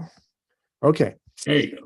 This is Yeah. my YouTube channel, and I just want to let everybody know that I created a bunch of new playlists relating to the Oh, series. So I have nice. for Japanese branded typewriters, Daisy Will Yeah. American branded IBM Selectrix, typewriter gatherings, creative writing, European branded typewriters, videos about typewriter usage, typewriter collecting, typewriter basics, maintenance, thermals, electric type bars, etc. So the whole point of this was to help encourage people to be able to find videos a little bit easier. Yeah, Yeah. great, very Joe. cool. Thank you. Yeah. Nicely done. I'm going to use that feature. Yes, and then let's see. Oh yeah, so I have another thing here. So there was a discussion a while ago about cotton ribbons and how messy they are. And I think I have a cotton ribbon on my Royal KMM that John Lewis put in. And it has an elite typeface, so it gets pretty messy sometimes. And so recently I've been trying to get a cleaner imprint, and I had this beautician's brush. This is one of these hair dye brushes that are kind of a stiff bristle and long bristles. You get these at Sally's Beauty Supply and other places like that. Well, these are great for cleaning type slugs. If you have a typewriter brush kit from an old typewriter, use that. But this is like the modern version. It really does a great job of getting in. It gives you plenty of room to clean the type slugs and get the brush in. So I keep this now with my KMM, and before every time I use it, I just give it a quick brushing, and it cleans it right up, the type slugs. Nice. I recently flipped over the ribbon to use the other side because I noticed the top of the ribbon was getting worn. And with those Royals, of course, it's a little tricky, right, to flip the ribbon because you can't just flip the spools. So you have to, because the spools have that auto reversing mechanism on the bottom of them. So you have to like pull the ribbon off the hook in the middle of the hub and then reverse the ribbon and then flip the spool and then wind it to the other side and do the same thing and then flip it all back. But anyway, so yeah, my Royal KMM is now printing quite a bit cleaner and nicer now that I have this brush that I can clean it with all the time. And then, yeah, and so that's really about it. I think I've covered all the topics here. So Excellent. update. Now Organized. Yeah, I know, huh? I wanted to ask you about the Mega Millions ticket. Oh Now, yeah. should you play those numbers? I mean, Well, someone else's bad luck could be your good luck. I know, maybe I should, right? That might be a good Yeah. idea. It was yes, September 16th, 2022, when this was purchased or used. It's pretty funny. Wow. I guess Yeah, it's two sets of really numbers. do all this, but anyways, there you go. Yeah. The I things like you can the find picture. on the street. It's pretty funny. Yeah. I wonder if that date was somehow significant to that person. Like, how did that page in particular end up on the street? Yeah, that's a good question. That's very good. September 14th. I don't know. Yeah. 914. If it was, Oh, if it was July 14th, it would be drug related, right? But there you go. 714, right? Yeah. So this, Why? yeah, this brush does get a little dirty. You just want to wipe off the excess ink from cleaning the Ah, slugs. But this is what I dedicate it for, is cleaning the royal type slugs. Anyways, so a little tip for anybody to keep their type slugs cleaner and all that. yeah. Yes, I'm done here, and I got the Splendid 33 that I'm using today, and this is I love this typewriter. It's one of my favorites. Why is When you say- July 14th drug related? 714 was the number on the side of Quaalude tablets back in the 1970s. Oh, Oh, that's okay. Well, I did not know. Thank you. I had no idea. It's okay. Me Diane. either. Some of us weren't into drugs back in I've the never 70s. taken. I don't know what that is, but just what I And of learned. course, there's also 420. So Yes, that's right. 419, Another one. Yeah. bicycle day. Let's see. Oh yeah. So this overhead camera, I'm just throwing random stuff out. This overhead camera you're seeing me play with, I keep it up here mounted all the time. And to keep the dust off of it, I needed a little bag to put over it or something like a dust Oh. cloth. So of course I have a Crown Royal bag, that would be Mhm. string. It's supposed to be purple. quite nicely, and anyways. I have one of those and the orange one from the peach flavored. Flavored. Oh, Oh, it's so good. Oh my God. here we are talking drugs and alcohol on a Sunday morning. Uh-huh. Oh, I forgot to mention, I just skipped something. For some reason, I decided I wanted a calculator here on the desk. I mean, I can easily pull my phone out, but sometimes it's charging on the other side of the room. So I have a calculator collection. Of course I do. But this is my original Hewlett Packard 11C that I bought back in the mid 1980s or early 1980s from Service Merchandise, which was a discount retailer.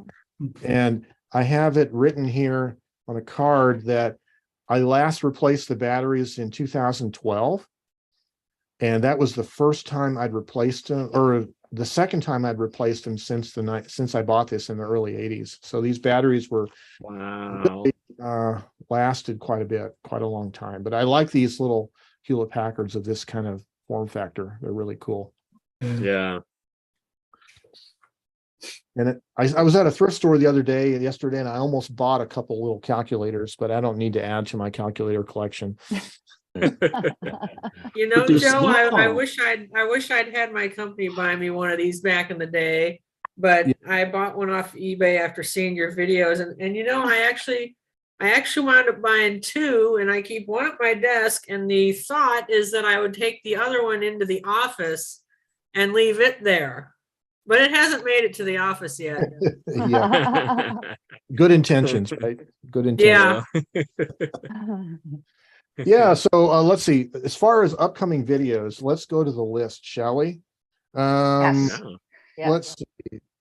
I think I have this idea for I have 6 Type R electrics between the ones I have at my house and the 2 that are at my brother's house. So I was going to do a shootout, kind of a comparison between 6 different Type R electrics. And I think 4 of the 6 are Smith Coronas, but still, Because they're the best. yeah, they're the best. I have a Hermes 10. That was my family typewriter. Right? Dad bought us new Oh, 70s, and that's pretty nice. And then I have that Olympia reporter. Mhm. All the others are Smith Coronas, but it will be fun to look at those anyways. So yeah. Look that might forward be to that. this week if I get around to it. Excellent. Oh, the other thing, I'm just pulling random stuff off my desk. You guys ever played with super glue, right? Cyanoacrylate glue, Mhm. glue stuff. Well, what you need is this quick set or Instaset liquid. Yep. When you put this liquid on the super glue on the joint, it immediately dries it like in seconds. Mhm. So if you're doing something intricate and you need the glue to set really quickly, like gluing these little cubes together, this is how you do it. And it smells like, this liquid smells like if you've ever stepped on a big fat juicy tomato worm. Yeah. Tomato worm? A salt Ugh. smell. That's kind of what it's probably made. It's a weird smell. That sounds gross. Oh We man. used to have turtles What's and we'd the feed them active to our on the turtles. label? It may not have an MSDS. Let's see. I don't even know if it says it. Warning, eye irritant. It's combustible. It doesn't really say because it's a hobby thing, but also it's in California, it will cause cancer. Everything in California does. No, what's the first ingredient, or does it It say? doesn't list them because it's not a consumer product, it's a hobby product. Like in Oh, Mm. I thought everything had to have what was in it on it. no, it's only Only if you eat it. labeling, you know, like, Mhm. Edibles. yeah. So anyways, So what do? You put that down on the seam, spray it, and then stick the paper together? you put your glue down on your joint and then Yeah. this is a spray, like a spray applicator, but I prefer just to pull the tube out and put a drop on it. Oh, Right. And Oh. as soon as it hits it, it will set it immediately where it's Wow. at. So anyway, it's pretty handy stuff. And the reason why I banned it to the bottle, the glue bottle, is because when the super glue bottle starts to get empty, it's top heavy. Like all the plastic up here in this bottle is much heavier than down here. So it always falls over, right? So this is just like keeping it from falling over. Anyways. yeah. Joe, do you have any typing events planned for soon? We have a public typewriter gathering March 11th at the old public library in downtown Albuquerque. The Special Collections Library on Edith and Central, right across the street from my grandparents' old house. So I spent a lot of time at the library reading and also playing spy. We would walk through the bookshelves and look for people that look like spies. That was one of our games. And then there was an empty lot next to Grandpa's house on the corner, and they tore down this old building that was on that lot, and they put up a taco hot dog place called Pup and Taco. It was there for decades.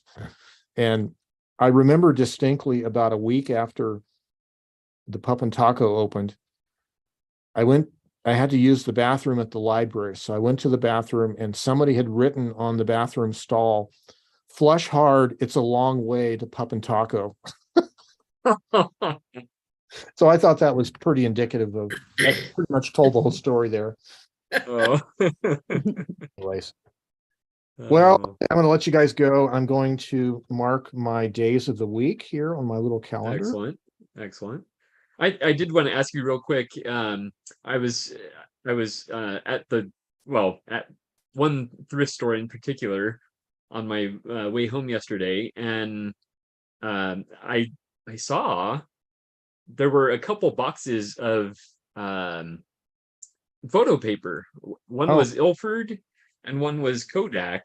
Yeah. And I considered buying them to send to you, but I don't know if there's any value to those or if they go bad or.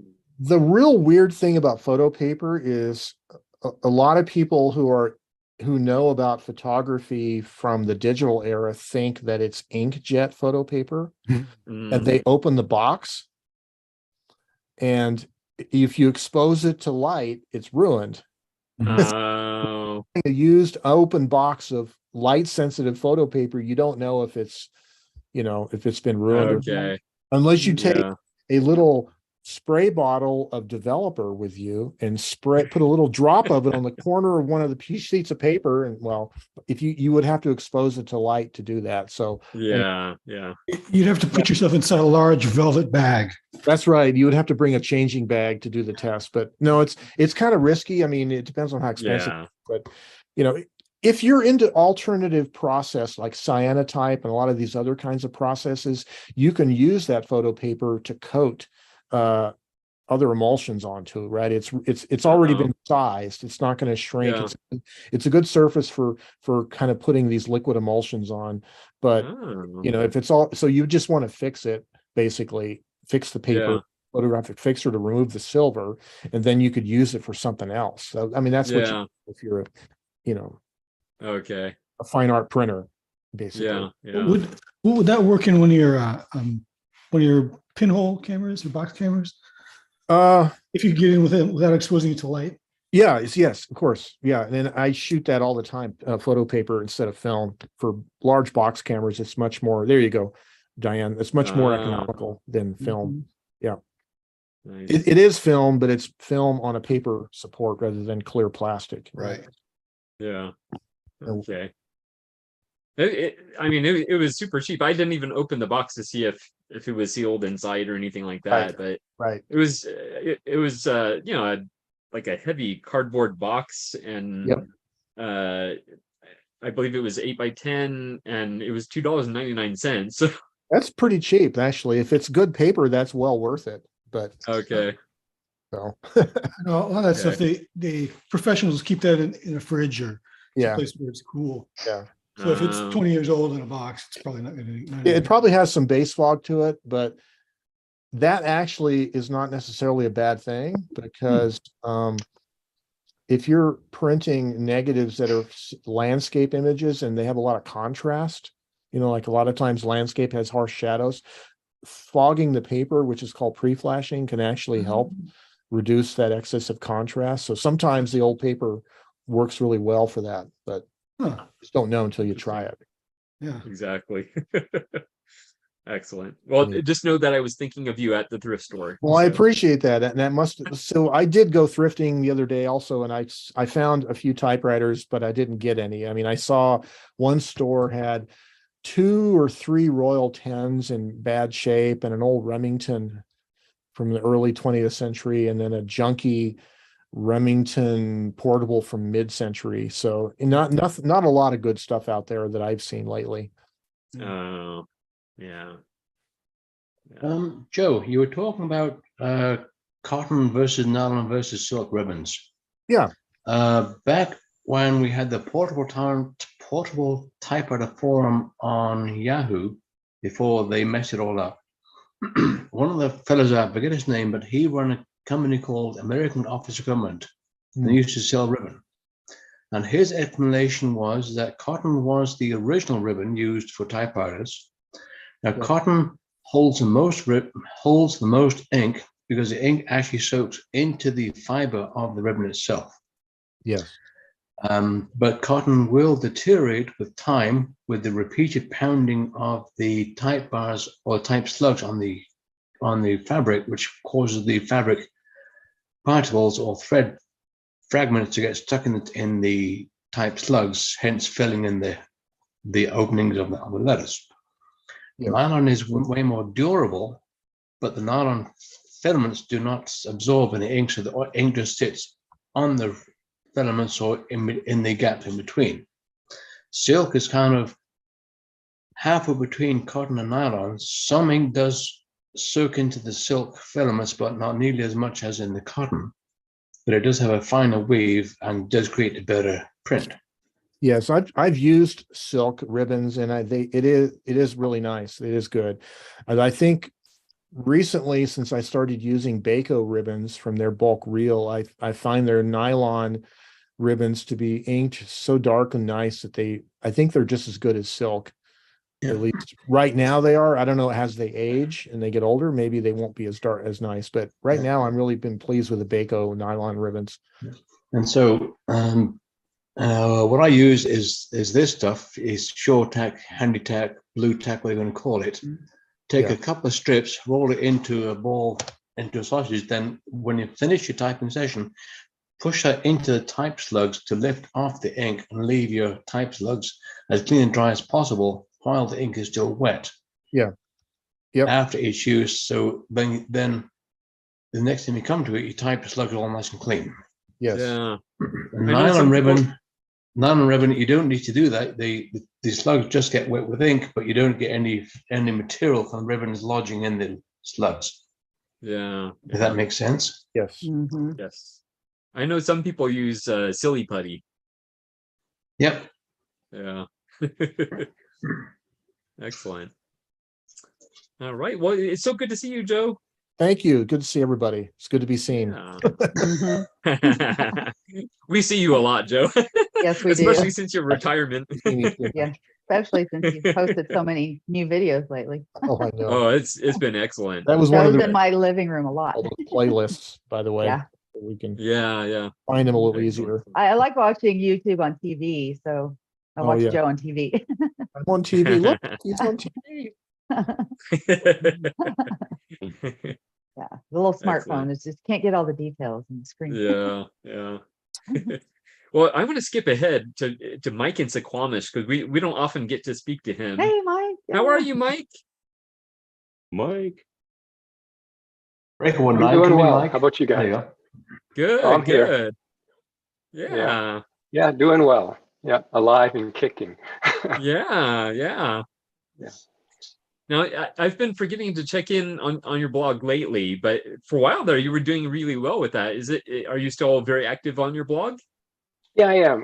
Last week I kind of took a break. I'm having some fatigue issues right now. I don't know if you saw any of my December blog posts, but I had a bit of an altercation with the front bumper of an automobile.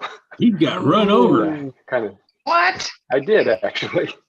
That's not nice. man. Kind of ruined my day, but I'm doing much better now. So Oh, that's horrible. What is the name of your back blog? at it. Back at it? Oh, it's on the Type Pals site too. It's called Mike Type. Is it? Yeah, I think that's it. Mike Types. It's a blogger. Yeah. And if you look at the bottom of the Type Pals page, I put it there. Excellent. Mostly it's a diary. So- It's also at the bottom of the Typosphere blog with the blog Yeah. and Richard Okay. Polk. Mhm. Yeah, Yes. if Because you I open like it up, you'll see it. I like your writing. Oh, thanks. You and Yeah, I'm Joe always, are thanks to about the Joe, I only have one- plenty of. Yeah, Yeah. you I like it. and Thanks Joe. to Joe, I always have plenty. It's all Joe's fault. Yeah, Joe gives me lots of ideas for writing. So Yeah. yeah, the Excellent. newest one's going to involve his CubeSat project. So we'll see where that goes. Aha. Very cool. Yeah. Excellent. Well, I won't put anything up till it looks like something worth reading, but we'll see. Oh. How active are you in acquiring new typewriters? Are you still? Well, not much because I have a small house and it's beginning to get paved with them. But I did get a new one recently. If you've noticed, I've got a Hermes 3000 now. My wife got it for a really good price. Getting it up and running kind of put it up where all the other Hermes 3000s are as far as investment. But it's running like a champ, thanks to some of the Typosphereans. The parts that were hard to source actually were donated and off to my typewriter guy who put them in. So it's kind of a mishmash, but it works good. I type on it a lot, and I was not sure if the hype was true or not, and it is. This is an excellent machine to type on. Yeah, it has a nice feel. So you're part Yeah. of the Hermes now, you know. Yep. Yeah. So yeah, the Hermes has invaded my space. I think I'll start learning French and German and become a Switzerlander. Very good. Wow. So yeah, I'll have to go back and because I don't believe I read your blog post about your accident, but my goodness. Yeah, it's scary. I was fooling around. I was just starting to think, I want to see how a reporter writes things. So I did some studying, and then that happened. So while I was laying in the hospital with nothing else to do, I wrote up like a newspaper reporter would write it. And it's somewhere around the 19th of December, maybe a little after. So look there. Wow. My goodness. But you're okay now? Yeah. Not Okay. my idea of a good time. Yeah, exactly. Oh yeah, Exactly. aches and pains, finding new things because you get rid of one ache and a new one pops up. But I'm functioning, I'm exercising. I can't do push-ups. Read last night's blog, but I can walk, I can run lightly, so that's a good thing. The car that hit you? Did they get the license number or anything? Yeah, it was actual car. I was walking and Oh, Yeah, I was walking. The car didn't like where I was, so it removed me from the street. Did someone get a license number? I mean, Oh, she was smart. She stopped, and Yeah. we got Oh. 911. So the police and EMS all showed up. So okay. everything's on the up and up. I think she was it was a Okay. Monday morning. She's probably still into Sunday night somewhere, not quite awake. So Oh boy. yeah. Whew. Yeah, Oh, no, okay. it's Colby. different. Yeah, Colby shared the link in the I like the comments title, there. So Squamish Man Squash. yeah. Funny. Oh man. Oh. A little lighthearted about it. Yeah. Oh You got to boy. take a positive attitude. So Yeah. Yeah, you're Yeah, alive. That's a good thing. That's definitely. it. yeah, you're alive. I've You had too many survived. of these close calls. There's either a great plan or I'm invincible. I'm not sure yet. Yeah. Maybe it's both. Don't put it to the test though. No, I'm trying not to, Yeah. but stuff happens. Yeah, exactly. Exactly. Oh my Yeah. goodness. But otherwise doing good. Still here. Excellent. Excellent. That's good. All right. Well, it's so good to see you, Mike. Yeah, thank you. Good to see And you I'm guys. especially glad we actually got to talk to you this time. Sometimes you'll pop in and listen for a while and then you have to leave. So yeah. Yeah, I get started and then there's commands from the back room and I have to change my direction, Honeydew. Oh yeah, there's a never ending list. Oh. Excellent. All right. Well, again, it's very good seeing you, Mike. Yeah, thank you. Guys, take care. You too. Neil, how are you doing? All is well. All is That's well. good. That's good. I had to last week. Ted made some comment about he hadn't received any mail, and I thought, well, that's kind of strange because I had sent something, but I was going to not share the backstory today, but I'm going to go ahead and share it. So here's what happened. I wrote Ted a letter on, I think, the 16th of January. And about that time, it got a little chilly here. So I went in the closet and grabbed the fleece to put on before I walked to the post office. And I tucked the letter in the front pouch of the fleece and off to the post office I went. And it was on a Sunday, so the lobby was locked. So I thought the only option at that point is to put it in the drop box, which means it won't go out until the end. They won't pick it up till the end of the day on Monday. So I thought I'll just bring it down Monday and take it inside. I had to buy some stamps anyway. So anyway, fast forward a couple of weeks, the weather warmed up the next day after that cold snap. So the fleece went back in the closet. About a week ago when they got another cold snap, and I put the fleece back on and reached in the pocket and pulled out this letter. So I went back to the post office, mailed it again, and followed that up with another letter explaining why the first one was late. And then yesterday, the mailman comes and brings it back. It's like the Elvis song, Return to Sender. Well, Oh man. So what I got, bottom line is I got one digit wrong on your address, Ted. And the postman apparently said, I'm right here at his doorstep, but no, that doesn't match. So it's going back. So it's been from Key West out to Arizona, back to Key West. So it's coming back again. So you're probably unless I don't know how I addressed the second one in the interim here. Maybe I got that address right, but if not, that one will come back too. So I'm going to put them all in an envelope and mail them back again. So Well, we'll see, because I haven't got either one of those. So it may be coming back to you, but I'll check on Monday. It could be. Apparently there was, but I have the people who I write to frequently. I have their all of your addresses in a little Rolodex. And your letter just happened to be lying on the desk there. So I'll no need to even reach for the Rolodex. I'll just type it off the letter. And apparently that you stamped that on. So it was a little bit, the second digit, I couldn't tell what it was. Anyway, so There'll probably be another one returning to me tomorrow, but they're all coming back to Arizona shortly. So that explains why. That's good. I only got one letter this week. I was feeling neglected. Oh. So there's a lesson. Just because we don't get a letter, don't think people aren't trying to write you. You know, it's just not. Neil, That's true. I had the exact same thing happen. I typed and sent a letter to a type pal, and the address was 4182. I typed 4128. It came back. So I sent it off again in a new envelope, addressed correctly. Hopefully it'll get there now. Yeah. By the way, as everybody's already said, great. I was going to ask today when I got on, where is William? I haven't seen him in ages. So it's really great to see him. As I was explaining earlier on, I had a few things go off the rails last year, and had a run in with a bad case of flu this year, and all sorts of other fun stuff. Well, we're all glad to see you back.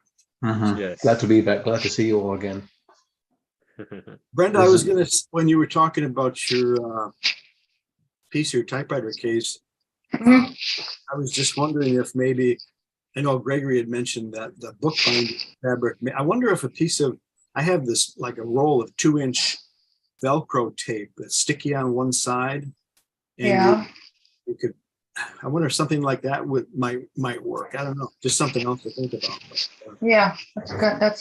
Thanks. Sounds option.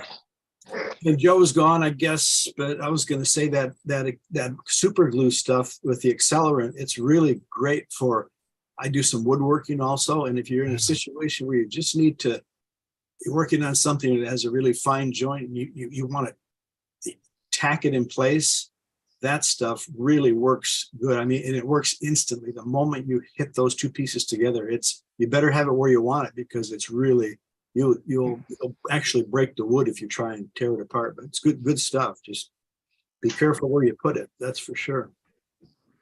Yeah. And I'm referring to my notes here too, just so I don't forget anything. The Selectric one, I've been tinkering with that again too. What I've got to do, maybe somebody, if there's a quick way to explain it. I know a lot of you folks do the Saturday night thing. I don't really know how to do that, or how to set up a date and a time where I'd like to get a time set up. Daniel and I have talked about this, where we could get together and I could show him the issue I'm having with my Selectric. I found a temporary workaround. It's working kind of okay right now, but is there a way, if all of you people are doing it, obviously there's a way to do it, but I don't know how to get there. Is there a simple way to explain, Gregory, how we get to that spot? So it's very similar to this, the way you join this, but it's a private meeting just for Type Pals members. So you do have to be logged in to your account on Type Pals and go to the events page, and then you'll see the event for Type and Talk, which is 24/7. So it's going constantly. And you could, I believe there's a link in there that you could just click on that. It also has the actual login info, but the Zoom meeting ID and the passcode and all that. And so yeah, it's very similar, but you do have to be logged in to Type Pals and go to the events page, and you'll have all the login information there. So then it'd just be a matter of coordinating with others. Like if you want to meet outside of the usual time that people meet, which would be Saturday nights, you would want to coordinate either on Facebook or email or even the forums, and coordinate with them for a date and time to meet in there. But yeah, it's going constantly. So for all I know, someone could be in there right now. Oh, I see. Okay. Yeah. So interesting. I wouldn't want to get in the Saturday night thing or this thing and spend that much time on it. It's just too boring for most people. So, okay. Well, yeah, maybe I tend to make things more difficult than they are sometimes. I saw that link and I wasn't understanding how it worked. So I'll have to check that. So. Well, just keep in mind the Saturday night thing, is not on YouTube, so there's no worry about boring anyone. People are there to do what they want to do, and if you have if you want to get advice about a repair or something, that's actually an ideal place for it. Although, I mean, we've done that here also, but if you want to do it in a more laid back setting, I guess you could say, that would be the place to do it, definitely. So Okay, well, I'll keep that in mind then. Yeah, it's I need to also figure out how you people do all these second cameras and stuff, because I would like to be able to have a camera where I could really zoom in on that part of the machine. And I've taken pictures, but sometimes it's easier to show it on camera, I think. So I'll work on that. But yeah. other Well, than that, the software is easy. It's free. It's OBS. I think Open Broadcast Software or something like that. Yeah, something like that. OBS Studio, and then you'll get the OBS Studio, and it's free. And then it's just a matter of having multiple cameras. Ted loves using his multiple cameras. I struggled to get it to work for me. Oh yeah. I don't know why. are you able to use like another iPhone? A cell phone, yeah. Yeah. Yeah, I do it on Android phones, but Yeah. you can do it on iPhone too.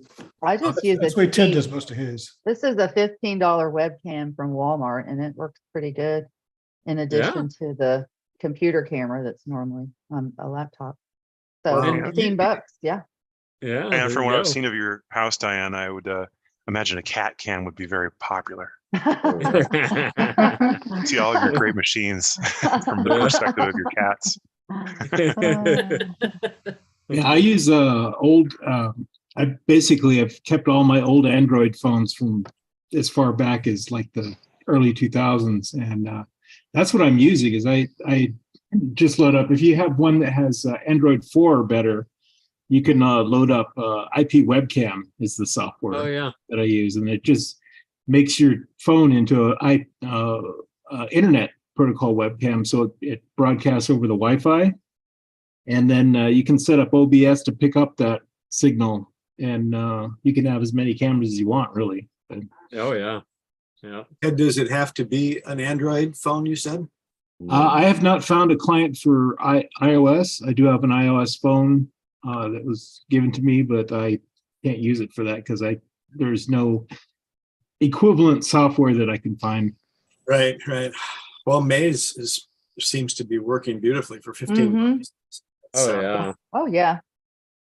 You don't need a whole lot. For So, yeah, just a it's simple not a difficult thing to do at all. It's just getting, once you figure it out, it's really easy to just add as many cameras as you want. So I actually have one of those computers that's folds into a tablet, so it flips over. And I tried putting my laptop in tent mode this morning, and that's why I was upside down for a couple minutes because I couldn't get it to rotate the camera. So I went into OBS and made a scene with just the one camera flipped around. Oh yeah. You can use it for a million things. Yep. yeah, it's and very powerful. It's neat software because you can set up like multiple things. Like I have like a away screen, and you can set up the screens differently and just switch between these scenes to create a whole new basically have different cameras show up in different scenes, and you can put a text up on the thing. It's really powerful software, and it's free. So, and then within Zoom, you're sharing your screen. Is that how it works? well, I use a virtual cam is what I have set up in here in Windows, and that allows the OBS to act as if it were just a webcam plugged into the system, and then Zoom will pick up on that webcam, that virtual webcam, and Here's mine. and show the OBS output stream basically as a There you go. as if it were just a webcam all by itself. Yeah. Cool. Diane, Diane, have you taken notes on everything Ted has said? If you would type those up and mail them to me. He's right. He's right about here. I don't know why. I've been trying to use my DSLRs with it, and it just doesn't want to work. And I don't have any old phones. It's like the only old phone I have is an old phone because the screen stopped working. So it's essentially a boat anchor. I try not to keep old phones around. Yeah, I got old computers, old cameras, old typewriters, old calculators, but I don't keep old phones around. Neil, do you have a 14-year-old kid around your neighborhood somewhere? Or a thrift store? Or yeah. Yeah, probably right. I'll probably have to call my grandson and look at that. So.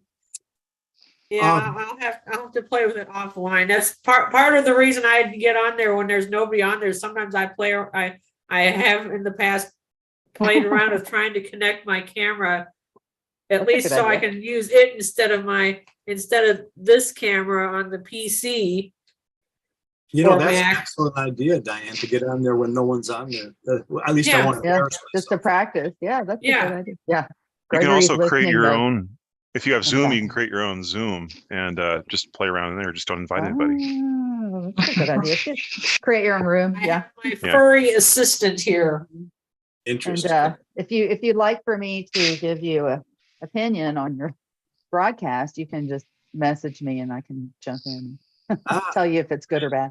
She's not a harsh critic, by the way. That's about it. The only thing I was going to say was, Sean, congratulations on your plans. Oh my goodness! I know how anxious you were about sending those off into the universe, and it's super exciting, Neil. I recommend doing it once you get the guts to just take all the platens off, stick them in a box, make the phone calls, do the emails, and then boy, getting them is just.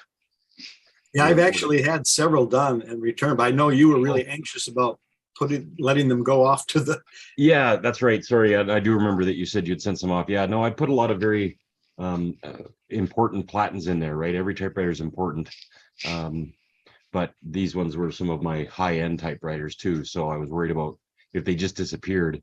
Yes, I can get new platens, but I didn't want to have to think about that. So that's what was holding me back. Excellent.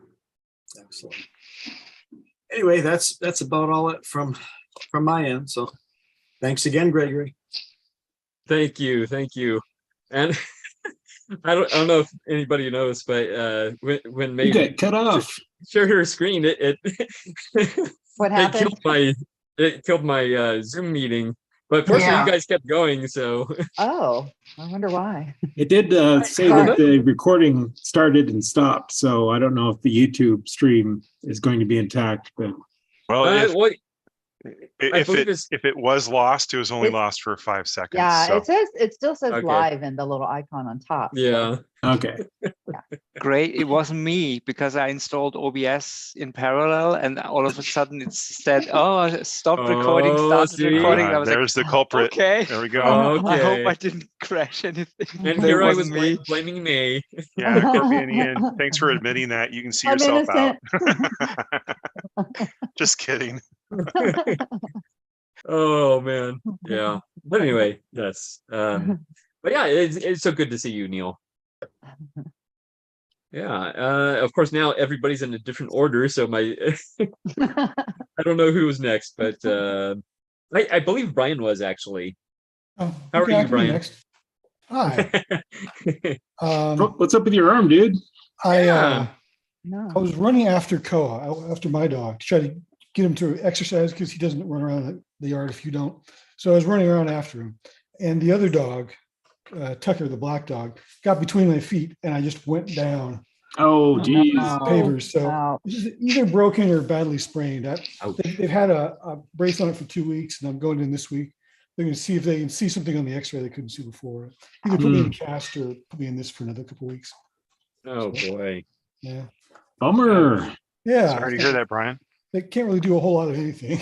I can type with like just one finger of that hand, so I can kind of type a little bit. And I just got a new typewriter this week. I just pulled the trigger on it right before I hurt myself.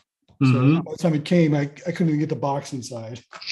Oh, I got it unboxed and I'm messing with it. So that's what I've been doing lately. okay.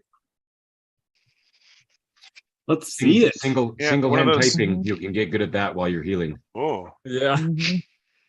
Mm, One day you'll be as fast as me. Underwood, Yeah. leader. Right. Nice. Star. Oh, That's Star. a Macy's, isn't it? And you are muted, Brian. He's only got one hand, Gregory. Come on. I know. Okay. All right. I'm back, huh? Okay, yes, yes. All right. Okay. I don't know if it's a Macy's. Is it? I think Star is the brand sold by Macy's. But it's not. It says Underwood on the front. So I don't know. I know, but the Star model itself was actually built for Macy's to be I did sold not know that. in their It's stores. So. very cost reduced. Mhm. It doesn't have a right margin stop. It doesn't have a line lock. So when you get to the end of the line, the other way, you just keep hitting keys. It'll keep typing in the same spot. Doesn't lock. Doesn't do anything. So there's a bell when you hit the margin, when the margin stop. It doesn't stop. Hey, be grateful you have a bell. Yeah, it has a bell. It doesn't work most of the time. I've got it to work a few times just by jamming the stop over it. So I can't do it now. Yeah, there you go. I can't get it to work now. But it's very cool typewriter. It doesn't have the line lock. It doesn't have a ribbon color adjustment. Bichrome. Yeah, it does not have a bichrome setting. It does have a reverse feature. Well, it's not really a feature. It's a feature reduced feature. It's a little lever and knob on the side. Nope. So you don't have an auto reverse, you have manual reverse. Yeah, manual reverse, but it's right on the shift lever, so that's kind of fun. It doesn't have a touch adjust, but it has a place for a touch adjust to go. I can show this to you. All right. So it's definitely a stripped down model. Yeah. There's the bracket. Oh, too close. There it is. Oh yeah, there you go. Get right there, but there's no lever on it. Where the heck is it? This is definitely bare bones. Yeah. Yeah. And I had a Underwood Ace from about the same era, maybe a little bit newer than this, and it was same mechanical design, but it had a touch control. It had auto reverse, I think. Everything this one didn't, and a much nicer paint job. This is like the fact that it was sold through Macy's makes sense now because it was competing on cost. Mm-hmm. I get that, but it's a neat machine. I thought it was weird that it didn't have it's got metal rollers on it, metal feed rollers for the paper. Mm-hmm. These fingers that come down. Paper fingers, yeah. Yeah. Yeah. And they're adjustable. They move. With no paper bail. No paper bail, and they've got little rollers on the ends of them. You can't really see in this. It was a terrible idea to put my camera like this. We can see it. Fine. Put my hand again. How are the feet on it? What's that? How are the feet on it? They're delightful. They're very nice. Oh, good. Nice and squishy. Feet are good. Yeah, I got replacements for those. Oh, do you? Yeah. I made a bunch, and nobody wants them, so. Oh, really? I'm giving them away to anyone who wants them. Okay, well, send me some. Yeah, I got a couple that are kind of crusty. Will they fit an Underwood Universal?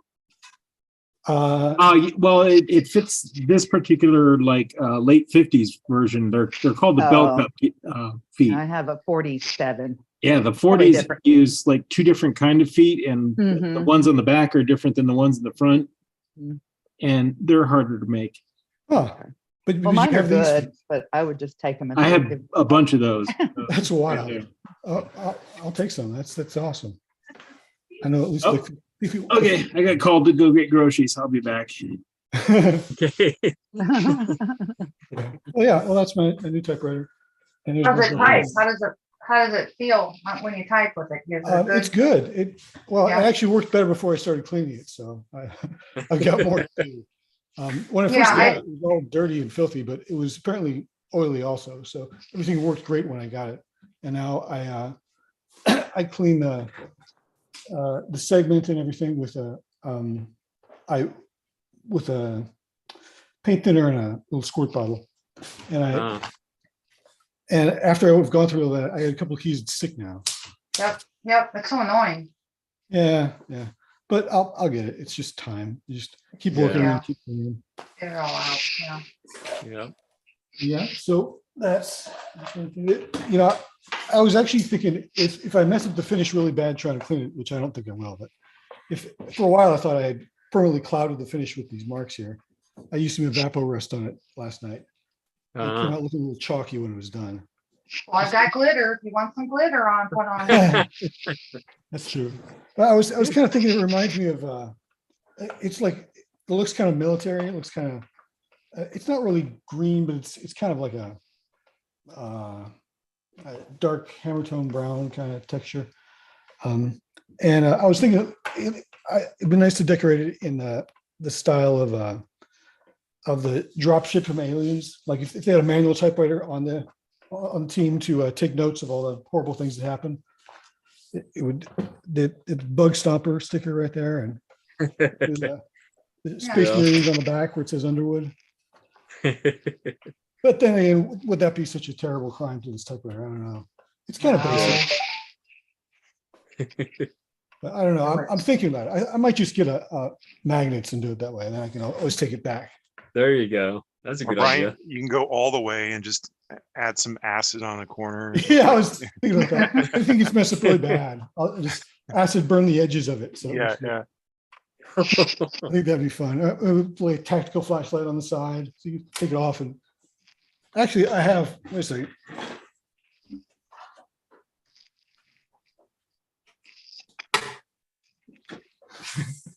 Oh. What was that for that?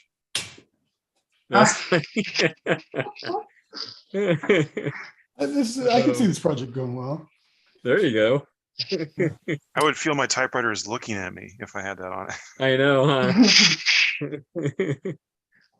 It's like the little camera on the laptop. Yeah.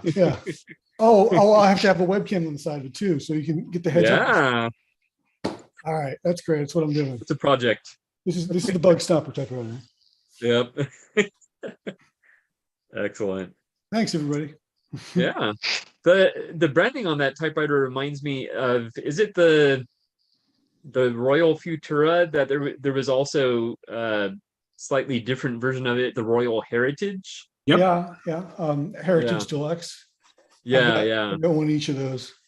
Because I think that was made for a store, wasn't it? Yeah, it was made for Montgomery Ward. Yes. Montgomery Ward. Okay. Ted's got it for the win. Excellent. Excellent. So I like knowing that it's a Macy's typewriter. I used to work for Macy's back in the day. Okay. So that's kind of neat. And I like the fact that it's branded Star for the whole dropship Aliens thing. Yeah. When you worked there, did they have typewriters? No, I'm not that old.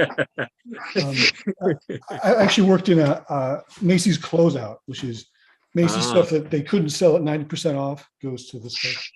Oh, wow. They went out of business a long time ago. Okay. But I can definitely see this being a retro futuristic thing. Yeah. I got to do a webcam on the side. That's so neat. And flashlight. Yeah. One thing I do really like about that typewriter is the name badge. Mm-hmm. Yeah. That Underwood. It's very nice. I often figured if a person could reproduce that in, say, silver, have it as a great tie tack. Yeah. I would show you my other Underwood, but it's a standard and I can't move it. Yeah. My camera setup's all complicated. It's awesome. But I have another one with the one with the wings, where it says Underwood across the front, and it's got a globe with the wings on it. I like that logo. I've got a couple of those. Yeah. No, I'm going to hurt myself trying to move it. Yeah, don't do that. You know, that typewriter is moving by design in the direction of something you'd find on the set of the movie Brazil. Oh, yeah. Maybe you can, I mean, with that light, and maybe you can put like a magnifying glass in front of it so you could read what you're typing better. You know, just do something that's kind of a retro futuristic retro kind of thing. Yeah. Yeah, there you There you go. go. Figure out a way to mount that. Yeah. That's two separate projects, but I think maybe my Royal Companion could be a Brazil typewriter. That's probably better cool. That one I've got over here. Yeah, that's one of my favorite movies. Awesome. I love that. I think I actually had this. I had this lens on the front of this typewriter for a while. Yeah. Don't forget to put a bug inside it when you type. Yep. Yeah. Tuttle and Buttle. Tuttle and Buttle, yeah. Nice. That's cool. I wonder if you could mount that like in front of the paper so that as you're typing, you see the type bigger. Well, No. you could. Mounted on the typewriter. It wasn't that one. It was probably the other Underwood that I can't remember that I did that on before. Okay. It's got a long. It's got the paper scale that moves in front. Yeah. Yeah, and you kind of magnet it on the front of that, and it's just in the right place. Yeah. I think you can see it. It's right there. Yeah. Okay. That logo.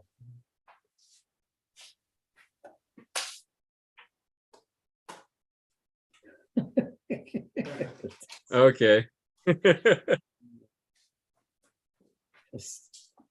Yeah. Is awesome. There you go.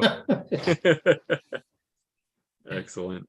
Yeah, so that's all my retro futuristic typewriter stuff. Very cool. Very cool. Well, it's so good to see you, Brian. And I'm so sorry I wasn't able to meet up with you last week. We got to do that once, and that's good. We'll do it again sometime. Yeah, yeah. I drove through Riverside and back from doing something in California with my dad. We stopped and talked to Bob Marshall for a while. We had breakfast with him. I'm so glad you got to see Bob. So that's Very good. cool. I'm glad you got to do this because I felt bad last time making you cancel the thing to meet with me. So. Oh, it was worth it. Trust me. Oh, thanks, Gregory. Yeah, I know. I see my face there. Oh, my got your goodness. I started the Oh man. Looks excited. Yes, yes. It's like I'm right there with Ted. Every day. If he can cut open your mouth and get it to move, he could actually simulate you. I know. So I printed this sticker on thermal paper, and I sent it to Ted. So he's having fun with it. Put some lights in the eyes. Yeah. Oh man, that is funny. Let's see. I'm just gonna go back in the order of how it is on the screen now. So Robert, how are you? Hello, good evening. Hello. Well, fine. Just living in, have a bit cold, so please stay on distance a bit. I don't want any one of you. Well, 3 machines have arrived here, but don't know if I will present all of them. One is quite fine. It's a script machine. I just will show if I can turn around my camera. Wait, I think it's a bit difficult. Front camera, back camera. No, you can see it's a really bad machine. It's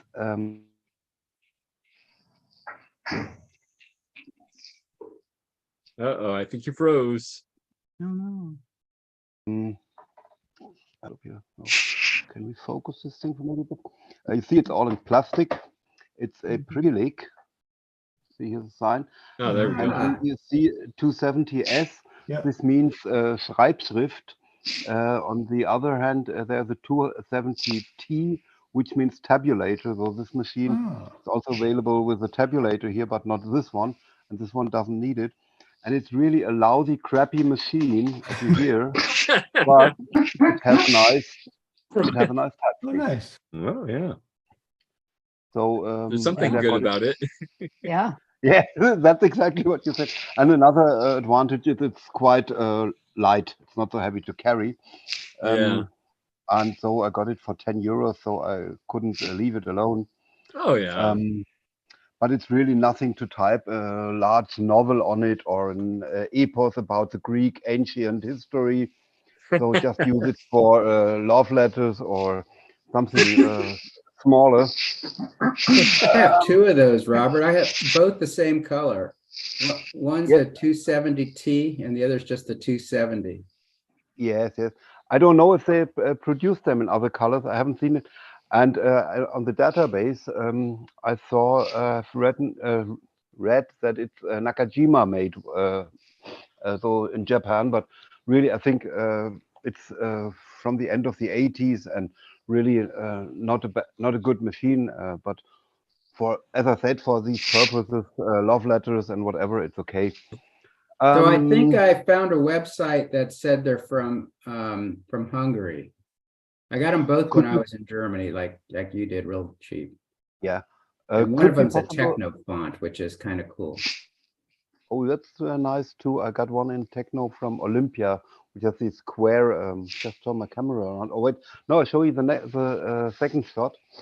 I got it's another Hermes baby. So Hermes babies always nice to find, but this one is from, I think when I've understood the database correctly, it's from 1941.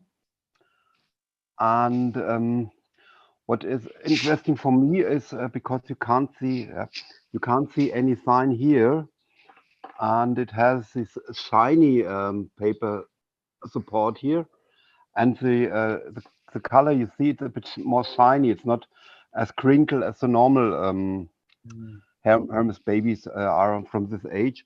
But I found on the database there were quite many, and it's for me it's the best one with round keys. I have one with one or two with the block keys, and I don't like the block keys. These are more direct for me, but it may depend on how they were used and how much they had to do. And it's I think, yeah, maybe someone could help me because it has a key I don't understand. It's a QWERTY, as you see, and here on the right side you see a dollar sign. Where's my finger? And below it, it's rupees, and it might be from India.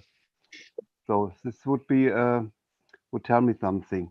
Rupees, because here's also the @ and the pound. You see, and what I also don't know is this sign here above the one. Maybe someone knows this. Interesting. Yep.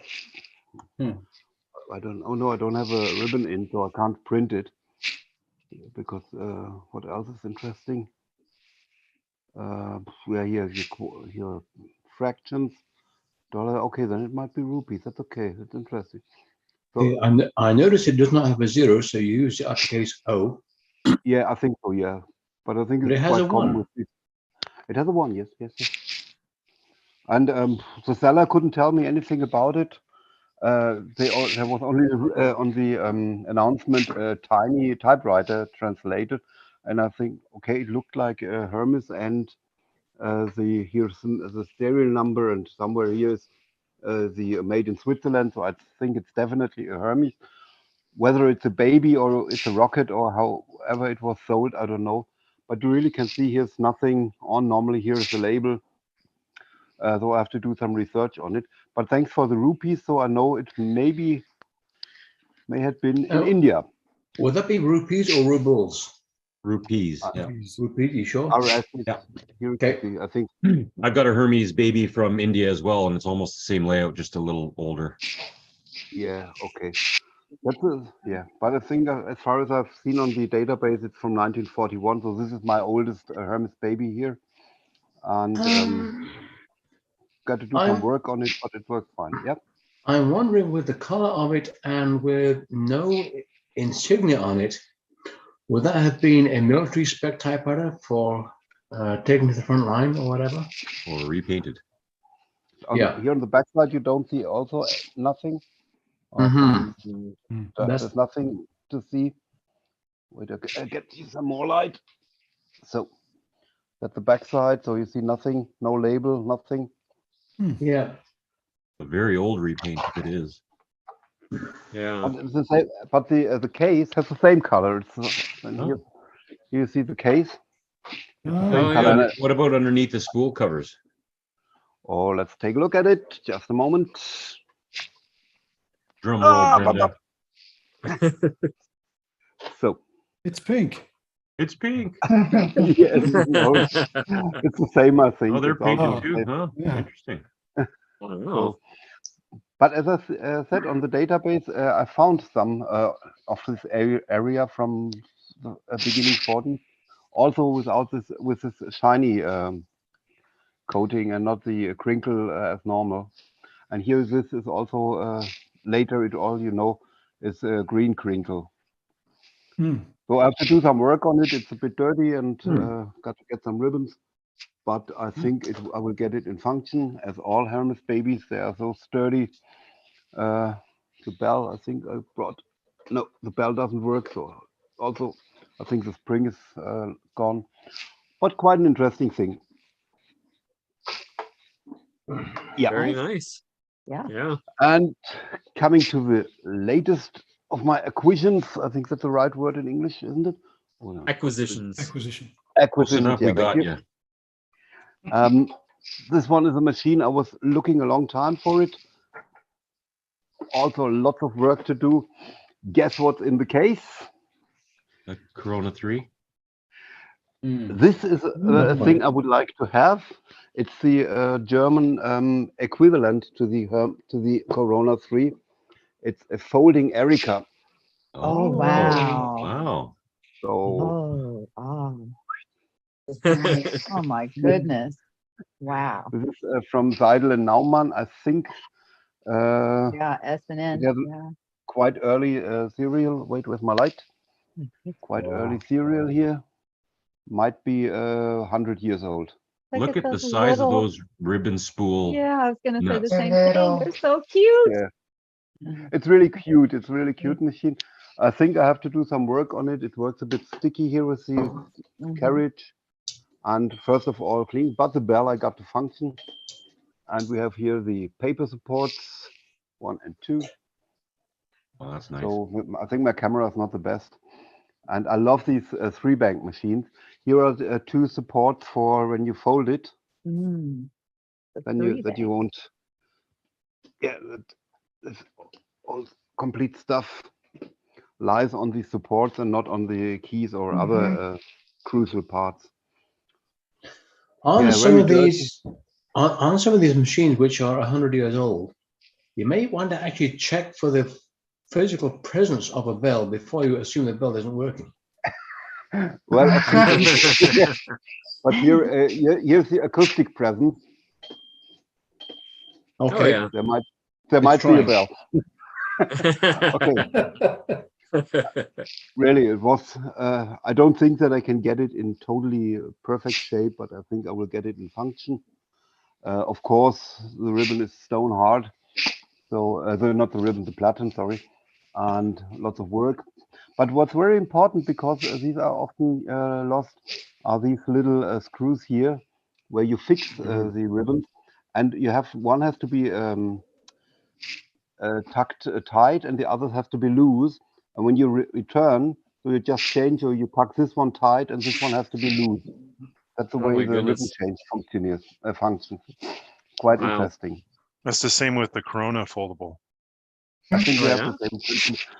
Yeah, otherwise you can't fold it, although the spools would fall off. Oh, yeah. But it's Yeah. very interesting. Here is the and as with all with this 3-bank machines, you have one lift for the uppercase, and here it lifts much higher.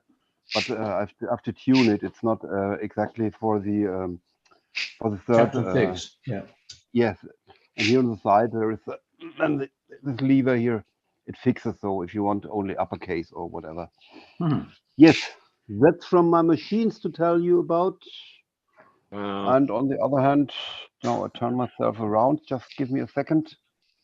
Have to get to the stand. So, was my camera turning around here? I think.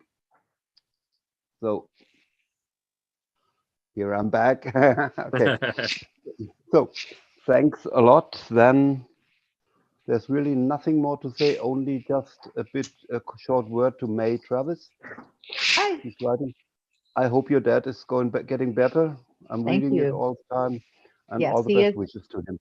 Little baby steps, but yes, he is getting better. Rehab, it's been amazing. He's already Yes. improved in 2 days being in That's a great. rehabilitation hospital. Yeah, What happened to him? he had a stroke a few Oh, weeks ago, a really bad one.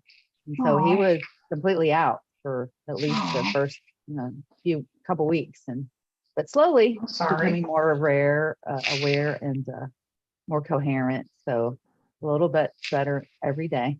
Takes time. Yeah. So, but it's good. No, it's because I know it. Sometimes it goes in this direction. Sometimes it's in this Yes, direction. It's a it very, definitely did the very first few weeks. Mhm. difficult thing, and everything can happen from really bad things to totally recover. And I hope it Yeah. Well, the goes good well thing is for he him. can move. He's not paralyzed. He knows who we are. He knows where he Yep. is. He can answer basic questions. So he just has to learn how to do a few things over again. Yeah. So good progress to him. Yes, good progress. Yes. Slowly but surely, good And progress. Thank you. and to Robert. the others, thanks for listening. And I just keep my ears on. Okay. So have a good day, good night, good evening, good morning, good Yes. lunch, whatever. Okay. Thank you Bye so then. much, Robert. Good seeing you. Yeah. Let's see here. Well, since we were just talking to you, how are you, May? Doing great, under the circumstances. I mean, I'm doing fine. So, but yeah, just enjoying the chat and seeing all the new typewriters. It's been quite a show and tell day. So I know, huh? yeah. I wonder if I missed any in the first hour. I have to go back and watch and see the new typewriters I missed in the first hour. Yeah. So I typed. I like Joe. I'm kind of a nerd. And this time I typed notes of what I wanted to talk about. Nice. So We talk about approve. the Hermes. Of course, it needs no intro, right? 1964 Hermes. But I was on the Type and Talk last night, and Teresa offered me a parts machine to replace the red margin indicators. I'll have to first learn how to remove it from the old one and put it into the new one. She said it has a senatorial typeface, so I'm like, ooh, how hard is it to, replace? I don't think I want to do that though, but so I will have a Hermes parts machine. So if anybody else needs stuff off of it, I'll be happy to share. Wow. Let's see the typing Elaine prompt Jensen has a great video on replacing that, May. It might be real helpful.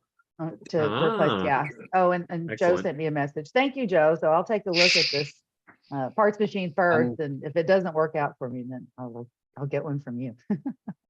So the typing prompt in answer to that, what have I been typing? Well, just basically letters and the postcards and little notes. And I found out that the nicer, greeting cards do not work well in typewriters. But if you get the cheap ones, that come in like 10 in a pack, they work great in typewriters. And trying to work on getting more blogging stuff. It's been like, I don't know, 3, 4, 5 months. I really need to get off my hiatus and start type blogging or typecasting again. Zoom, if you've noticed, my connection might be a little better. I'm not doing robot stuff. I figured out how to connect via USB tethering instead of using my hotspot. And so I think the bandwidth is a little better since it's a direct connection into my phone. So hopefully I will not have those weird problems with my connection. And I'm learning how to use dual monitors. It's great on Zoom because I can have the gallery on one side and the speaker on the other. And so it's like you're really here in the room with me. It's kind of nice. And then of course, index cards, the index cards, a standard index card fit perfectly in 1.5 line spacing. They line up perfectly. Love it. I've got some new ribbon on the way. Ordered some silk and then a few colors from Ribbons Unlimited, although I don't remember what colors I actually ordered because, kind of an impulse purchase as most of them are. So it'll be a surprise when it comes tomorrow. And I found some IBM Selectric blue ribbon. I have some green already. Now I found some blue. So that's on the way too in a couple of days. As a teacher, we get lots of little accoutrements, little folios and things like that. So I've been trying to figure out how to use these things in my typewritery life. They're kind of like the EDCNs, and have little. This one has got a lot of little pockets. And so I'm thinking I'm going to put stamps in this little pocket, and this is large enough to fold typing paper in half. I could put a set of cards in here that can fit a letter folded in fours. So I think this will be my little to-go EDCN that I don't have to make. Yeah. It's already made for me. So I've got a few of those things like that. So I'm going to, I've been stashing them for years now. So I'm going to use them in my typewritery life. And cool. this little just index card thing, I'm going to use this to make type samples and little notes about each typewriter. That's cool. And like Sean, I don't have a Rolodex amount of typewriters. So I think a little index card file will be just fine. Need has nothing to do with it. And then patents, I discovered I'd never clicked on the patent link on the typewriter database. Man, some of those patent drawings are beautiful. So I'm going to incorporate those and use them as art, maybe letterheads, things like that. So I've been on down that rabbit hole looking for the prettiest patent pictures. Correction tabs, you know how much I love making corrections. And I've discovered the ones that are paper backed, they crumble a little bit. And so I'm not sure I want to use these anymore, the ones that are paper backed. Now, the ones that are film backed seem to work just fine. The ones that have the shiny film, they work fine. But the paperback ones, I think, even though I bought a lot of them, I think I'm just going to either toss them, or unless somebody wants to use them as a sort of a craft project, I'll be glad to send you some. You can write on the back of them onto dark paper, and it sort of works like carbon paper, but don't use it on your typewriter because it flakes all that white crap down in the typewriter. So no more paper-backed correction tabs for me. Done. Let's see. I've been organizing. As you can see, my kitchen table is a mess. You got to make a bigger mess in order to organize your mess. So that's what I've been doing, typing stuff, stationery stuff, all that stuff. My writings, typewritings, I'm going to get them out of the stack. Well, it's more like this, I guess, and organize them in some kind of folder. And then I wanted to give a thank you to Joe and Ted for your increased content. Wow. Joe has been posting a lot more videos. Ted's been making a lot more blog post typecast. And I've been enjoying reading that. And of course, thank you to Greg for this community and bringing us all together. I recommend everybody should quit their job and retire so they can do more. I got 10 years. 10 years, I'm going to do the same thing. I'm doing it every weekend, sir. So maybe this list can be a blog post. I was thinking it doesn't have to be good writing in order to be a blog post. It can just be funny, funky stuff. It can be a type sample, it can be a list. So just type something every day, no matter how small it is, and post it. It's so easy to do with smartphones these days. Exactly. I prefer to use a scanner because then you get all the texture of the paper, in there too. Whereas the smartphone, and sometimes with the smartphone, the image is kind of skewed a little bit if you don't get it just right, especially with the paper, if the paper's a little bent. So I like using scanner for blog posts. So is that what you use, Joe and Ted? Use a flatbed scanner or some kind of paper scanner? Or do you take a photograph? I used to have a scanner, and I actually use either my phone or one of my digital cameras. Well, you have much nicer ones. Well, I have an old iPhone 6S, and the thing with iOS is it has the ability to correct the geometry of the image, like horizontal, vertical. Yeah. You can't correct for the curvature. Like the standard lens on that camera has a slight pincushion or curve effect, but you can straighten it. And then the thing is getting the exposure, getting it lit right. Yeah, you want that nice contrast across it. And I do try to get the paper texture on mine. So this sounds like a video I'll have to make. Yeah. There you go. Yeah. You're welcome, Joe. Joe, do you have the time for something like that? I'm smoking a lot of cigars out here on the patio these days. May, do you have a blog? I do. It's arkansas typewriter.blogspot.com. It's on the Typosphere blog roll. Richard Arkansas Polk. Typewriter? Okay. Yeah, Arkansas Typewriter, one word, .blogspot.com. But it's been at least a few months since I've last posted. But there's several, that I posted of different typewriters and just random. Worth ones. checking out. And It's actually, fun. I like my dog reading has a them dog more blog. than I like posting them. You know, I enjoy Ted's blog and Joe's blogs, of course. And, Joe's making a note in his EDCM. Yeah. yeah. How to scan typecast. Yeah.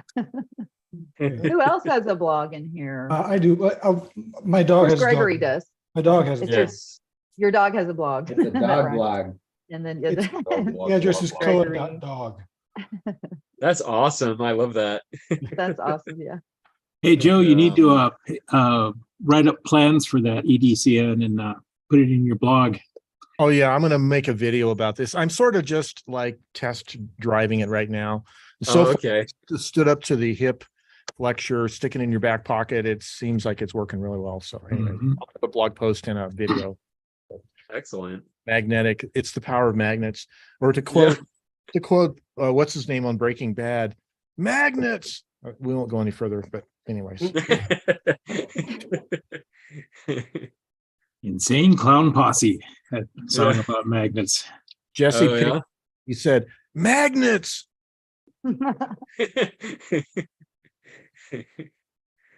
Oh, But excellent. yeah, I Anything use a else? scanner because I Oh, like yeah. getting huge detail on Mhm. texture and stuff. But I'm able to do that with that scanner. But Yes. now some scanners aren't that great, Mhm. older ones. But like any kind of scanner you get in the cheapest all-in-one sort of printer thing has it'll go up to over 300 600. pixels Yeah. per inch. Yeah, I So, have a very basic all-in-one, and it has, I think it goes up to 600. oh yeah, which so is that's more than plenty. enough. Yeah, I just use the 300 because it takes a long time to scan the 600. Yeah. Yeah. Yeah. Don't Modern need that much. technology is wonderful. It is. Yeah. But if you Now, when need to you're use a talking about a smartphone. blog, you're talking about a blog that you write about typewriters, or is that? Yeah, mine is just typewriter. It's stuff. But yeah, some people have blogs where they post other hobbies and projects along with their typewriter. So Yeah. those blogs are also on the Typosphere blog roll too. But I have mine is strictly typewriter. MrLarry.org. Mr. Larry, oh. Yeah, but I haven't written anything since October 12th, 2017, but I typed. Oh my gosh. Oh, wow. I typed everything, I guess. Well, when I first started yeah. out, I didn't because I was using, I don't even remember how I used this. Oh, I think this is a WordPress thing that I did because I think this is WordPress. Can you see it? Yeah. Look at them Yeah. old Macintoshes. But before this, Oops, before I this, lost it my was Zoom. Hold on. the Macintosh had its own. I can't remember what it was called. They had some kind of a you could make your own website, and so I used that. That's how I first started. To some other, and I guess I linked this to my other web because I've had a bunch of websites. I don't know how many I have now. I just know it comes out of my checking account automatically every year. You know, all the IP addresses and all whatever you call it. I don't remember what you call all this stuff. I hardly mess with it Autopilot. anymore. I keep the church one up every week, but these other Okay. websites, I just Larry, you should revive Here your we go. blog. It's never Here too. we go. Now I figure out how to scroll within what I'm showing. So yeah, everything's tight. all these It's links. very All nice. these links underneath are on my websites too. Even Nice. Wow. well, Steve Cox Motorsports. I say I maintain it for others, but I made it for him, so it's really my website, but it's his because it's all his stuff. Larry, you should revive your blog and start typing Mhm. again. I agree. Too late for that. Yeah, I agree. We can get you on the Typosphere blog roll. Yeah. Oh yeah, well that's true. You know, that's a good idea. I like that idea. I don't know if you saw, I'm doing this thing at the Arts of the Albemarle for Valentine's Day where I'm getting them to type Valentine's cards. And 2 people gave me typewriters there for free. I was just amazed. And then I'm giving one to a friend that helped me out. But here's one of my typewriters that I got for. Can you see that? Can you see that? Mhm. Ooh, Nice. Techno font. Techno Like that type of Pica, font. yeah. This woman, and I didn't get to meet her, but she brought in, she left at the Arts of Albemarle this Hermes 3000, the Kirby Hermes 3000. And she said it belonged to her dad. And I mean, he got this thing new, and that she'd like me to have it because, you know, he's gone and she doesn't know what to do with it. And she'd like me to have it. I filled them in on also. So then he goes, could you write her a thank you note? What I understood him to say when he told me that, because there was a note on it from this lady, but it just said that's what it was for. But he said, could you type her a thank you note? My understanding was she was loaning it to me for the Valentine's thing. So I wrote her this thank you note, and I showed the guy and I said, here's this thank you note. It's, you know, just, I told her, you know, whatever, I told her, thank you for loaning it. And, you know, this was great or whatever. And anyway, he goes, no, she gave it to you. I'm like, she gave it to me? What do you, really? Yeah, she gave it to you. She said she doesn't need it. It was her dad's and she thinks it's a good place for it to go, is for you to have it. And I'm like, so I don't even know this woman. I haven't met her. And I wrote her a thank you note about loaning it to me. So when they open back again on Tuesday, I need to, because I don't think they mailed the type, because they had the address and everything I put on the envelope. I don't think they mailed it yet. So I got to redo the thank you note for, wow, I think, because I'm just amazed she gave me this typewriter. So I'm just really, I just think it's so cool because I always wanted that particular typeface. And then it's like, wow. So yeah, there you go. And then I got this typewriter too. And this one a guy brought in and he goes, this is one of my friends that I've had for years and years and worked with him. And you know, I mean, I don't know, it's just weird that he said, I didn't know you collected typewriters because I thought everybody that was my friend knew. I guess some people know more about you than others, you know. And so he goes, well, I found this typewriter when I was doing some, I don't know what he's, you know, like did an auction or whatever.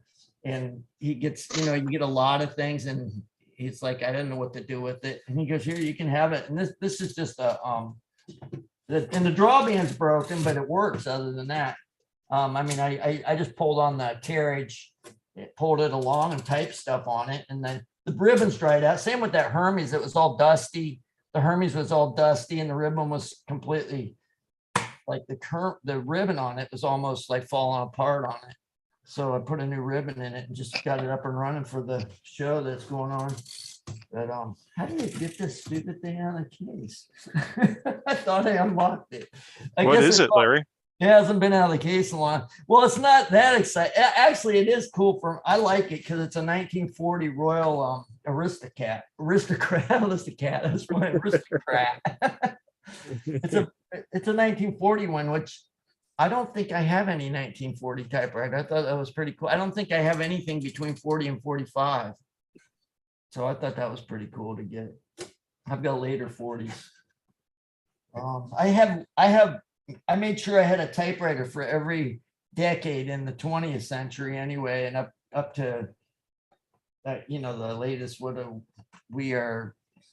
they are. We are, what was that one? The new John memory keepers. Yeah, memory. Yeah. So I have some in this century too, but a couple. Well, they're in the classroom now, but they were mine. Well, I don't know what they are. Hey, you know what I found out this week? What's that? Typewriters were still being made in 2021. Really? Someone submitted one of those Royal Epochs, the gray shelled plastic ones that had a 2021 date code on it. Get out of here. Wow. So apparently they're still making them. Interesting. It's almost like Ed, what are you doing there with Gregory's face? Oh, I'm just making a little Type Pals ad. I like it. I appreciate it. That's cute. Creative. You know, like you say in your blog.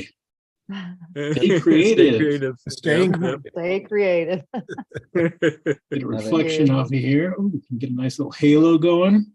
A little Nice, halo over That's Saint great. I like Gregory that. there. It's St. Gregory's halo.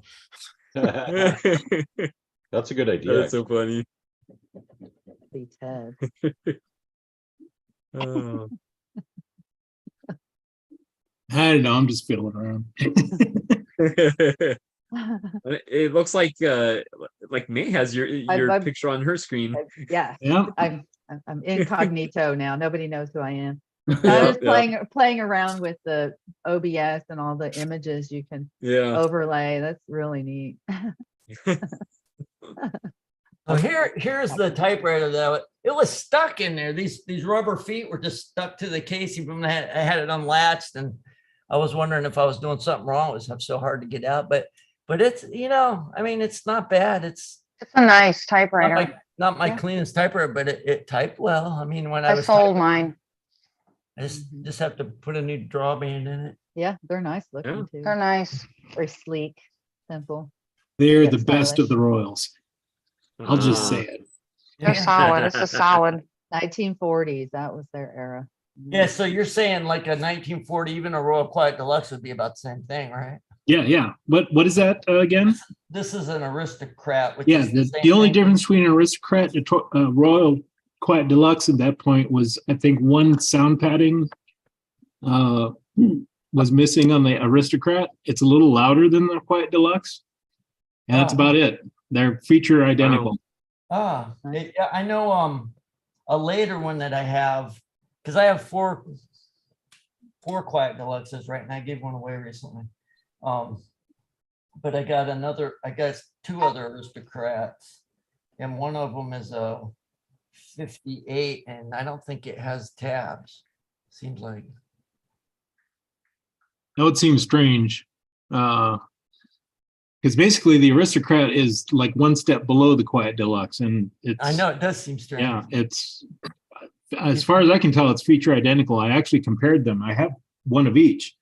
Like I have a 41 Aristocrat and a 46 Quiet Deluxe, and they're identical.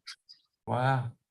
If I was an Aristocrat myself and I bought an Aristocrat, and then some guy, my secretary or something, says, yeah, I got this Quiet Deluxe and it was better than mine, I'd be like, what on earth? I know, huh?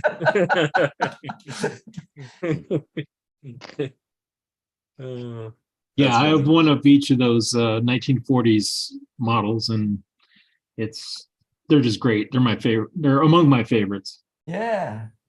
I just love I have two other Quiet Deluxes that have the glass tops. I love the glass top ones, they're just so nice. And the 48s, ooh, the nice Dreyfus 48s. I have a 49 Quiet Deluxe with the glass tops. It's real pretty. Well, I have two 49s actually. Yeah, that's a great era for Royal Portables, and Royal Standards too. I mean, the 1940s Royal Standards, I'd say, are among the best. I have a 36, and then they jumped to 54, and then a 59 Royal Standard. So, Ted, quick question on the Royals. The one that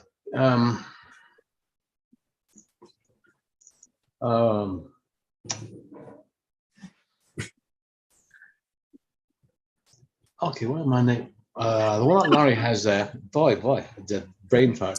The one Larry has all the round keys. Okay. When did Royal go from all round keys to the the rectangular shift keys, then from the rectangular shift keys to the tombstone shaped keys? Well, I'm sure that's probably in the database. Did you check there? Because I think I figured out what serial numbers that happened at, but I couldn't tell you right offhand. And my 49s are the rectangular ones on the shift. And you key. actually, let's do a little lesson here.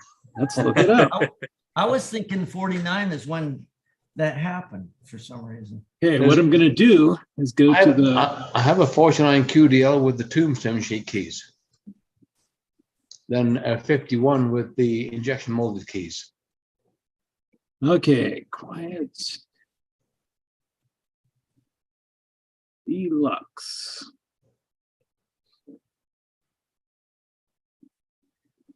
And I'm seeing round keys. I'm seeing round keys. Round keys. Looks like 1941 on the 41? Quiet Deluxe is when they switched to the square keys. Okay. On the shifts. Yeah. And then Because of the 40. looking down. And then they, of course, they switched to the tombstone keys in late 47, 48. Let's scroll down here. 747. Oh, there's a lot of them. There's so many quiet deluxes. Okay, looks like around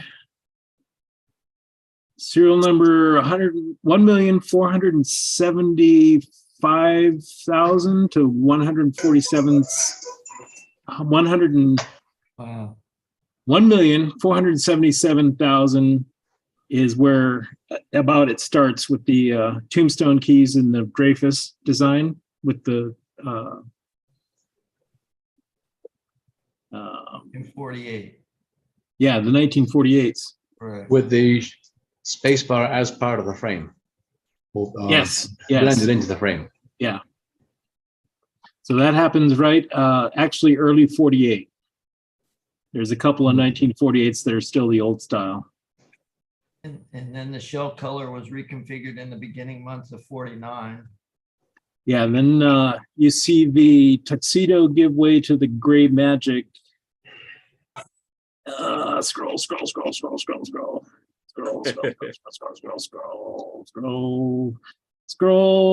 1949, you still have some in the early months of 1949 that are the tuxedo color still. And then in early 1949, they switched to the gray magic, which is all gray.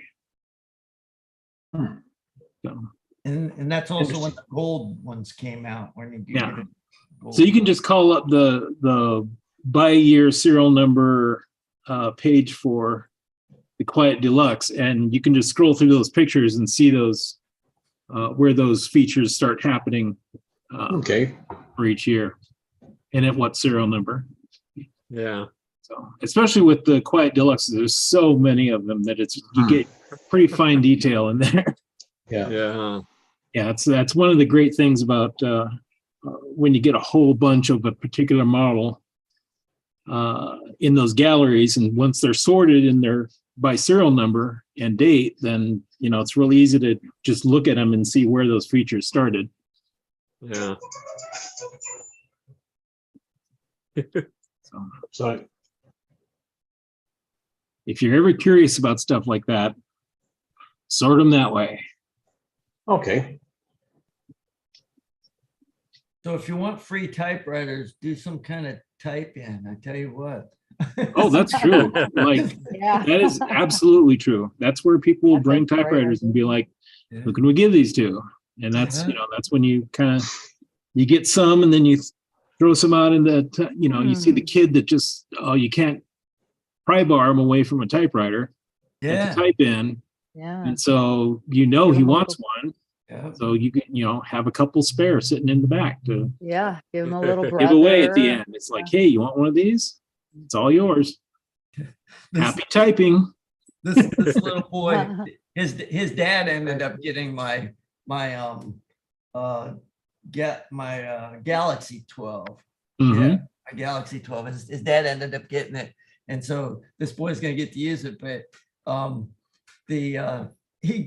I have my 1954 Royal out there with the big old tab, the standard size with the big old tab thing on it, the extra tab thing, and his mom was telling him you can type a Valentine for free, and so he's like, I can have it free, and she's like, yeah, it's free. And so he put his arms around the typewriter and he goes, I want to take it right now. And he tried to lift the whole, and I said, yeah, I understand what you mean. I said, I understand what you mean. I love typewriters too, but the cards are what's free, not the typewriter. Oh, he needs But a anyway, he typewriter got then. one anyway because his dad. Oh, good. Yeah, I got taught his dad. And ended up giving- Awesome. Yeah, if you want to have fun experiences like that, definitely go to or throw a type in, because that's where that magic happens. Yeah. hoping electric typewriters will be a thing too, because I think I have too many. I know. I wish I could have gave away a few of my daisy wheels, but I'm thinking nobody's gonna want them. So You'd be surprised. You'd be surprised what a kid will want. I should have There's a put lot some of in the old trunk tech just to- nerd okay. kids. Yeah. Yeah, A lot of young kids like, old tech as well. For a in lot of mind- new people, it doesn't matter. Yeah, keep in mind, us old people, daisy wheels seem to be newfangled things that are outdated, but to a young kid, a daisy wheel typewriter is old. It's just as if it was like a manual typewriter to them. Oh, I was teaching parents so they could teach their kids. I mean, because they parents thought they didn't even ever use one before. So yeah, it was pretty cool to see that. I mean, Anybody I knew under that 40 probably never was going to used it. happen, but that was just when I did it. It felt good. It's like, wow, I'm showing the parents so they can show their kid. Yeah, one of my old bosses, this is probably going back a year or two now. I was walking her through getting a Smith Corona daisy wheel for her grandson. He had expressed interest in a typewriter, and we were going through, like manual typewriters versus electronic and so on. And she decided on in a thrift store, she had found one of the Smith Corona daisy wheels, and so I was talking her through that, and he was just marveled by it. Like Joe was saying, it's that matter of perspective of to that kid, it's a very old typewriter. Exactly. And there's nothing wrong with them. That was my first typewriter, and they're great typewriters. Oh yeah, I love daisy as- wheels yeah. actually. Oh So- yeah, we know. in relation to this, because I asked the We question, know. she'd like to see, electric typewriters be more popular. And so I found, or maybe I was given, I can't remember. Anyway, I found a Smith Corona branded Type R electric that was made in Scotland. And it was the factory that used to belong to Olivetti. And Smith Corona bought the whole factory and started making their branded version of the same ones. This typewriter has a cloth ribbon cartridge that doesn't pop into the side of it like those Smith Coronas, but it just fits right on top. And it's not a 1/2-inch ribbon. It is like something like 3/8 or some maybe metric size, but you can't get those ribbons anymore. I was looking online, and those equivalent Olivetti cartridges are gone. And then because they're not 1/2-inch ribbons, you can't easily open up the cartridge to, re-spool new ribbon on it. But so this is one example where this might be a typewriter that may not have much value, even though the cartridge currently works. And the real problem with the machine is there's some alignment issue between the platen and the Type R's, because it's shaping the bottom side, both upper and lower case, and it can't be, I haven't been able to adjust it. So anyways, that's just so you know, I did have one, I still have it, it's on the kitchen table, one typewriter that I can't seem to find, like even at a type in, having somebody use it, it just doesn't look very good, the imprint, because it's shaded, half of it's shaded, and I put carbon paper in it just to make sure it wasn't the ribbon, and it still does it with carbon paper. So it's some kind of alignment issue. But Need to put it on feet. Yeah. I was trying that, and it I don't know, it looks like it's so far off that Is it like one of those Nakajima machines? This is a Olivetti design. Oh, that Smith Corona bought the Olivetti factory in Scotland. And just see what happens on a lot of those machines from the 80s is the stops for the shift. Yeah, right. They have had little plastic things on the bottom, and if those break off, then you have to be able to adjust a thing all the way. Yep. To the point where either that or replace them, but I don't know how you'd replace them. I have to form the stops a little bit, Yeah, I have to do more adjusting. I haven't been able to get it to align properly though. So, but even if I did that, it has a cartridge that you can't replace. You can't refill. So another thing about the Olivetti's, well, I shouldn't say a blanket statement maybe about Olivetti's, but the ones that I've dealt with, the rails for the carriage aren't as strong as a lot of other typewriters and can be tweaked. And I'm wondering if there's a they're tweaked somehow, bent. Hard to say. Yeah, I don't know, but Yeah. that was one typewriter that I'm seriously thinking, I don't know about this one. Because I think the typewriter's a shot. I try to see if I can restore them, but because of the ribbon situation, this one is real sketchy to me. Yeah. Well, you got a shotgun, don't you? Well, could still type with carbon paper, but it's kind of a hassle. But or you could try to use, how people split 35 millimeter film down to make smaller formats, like for Minox cameras. Maybe I can make a ribbon splitter that will split a 1/2 inch ribbon into that size. Now, if the ribbon is 5/16, one thought I did have was if you get, imagine it's a continuous loop. It is not a continuous loop. I think it reverses. Okay, in that case, you can get 5/16 ribbon from Ribbons Unlimited. Really? Yes. To refill the cartridge, figure out how to open it up. Okay. Yeah, because if it was continuous loop, let's say you get a ribbon for a dot matrix printer, which is a continuous loop, open up that cartridge and transfer the ribbon into. Yeah. You know what? I'm going to go pull the cartridge out and bring it here and show you. So Yeah. Excellent. Talk amongst yourselves. Yes. Well, we can do that. I did want to share real quick. Yes, go ahead.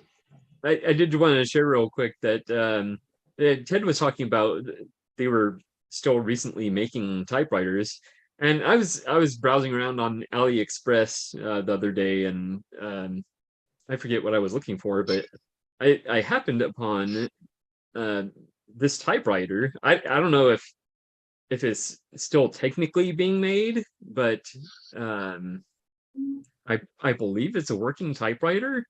That would be, that's JP7 design, brother JP7. Yeah. That's new. Kind of looks like a 90s machine, because they were building JP7s in China in the 90s. Oh, okay. They have 88 of them apparently. Yeah. There's a red version. Ooh, I like the red one. They have 89 of those, so. The other thing I have seen is Chinese clones of the Nakajima machines. Yeah, that's kind of what they're making now, is the Nakajima, the Olympia Carrera mechanism. And as you can see, it's only $72.63, but then it's $115 for shipping. So it, ends up being close to $200. And I think the shipping is much less if they just come over your house and drop it out of that balloon.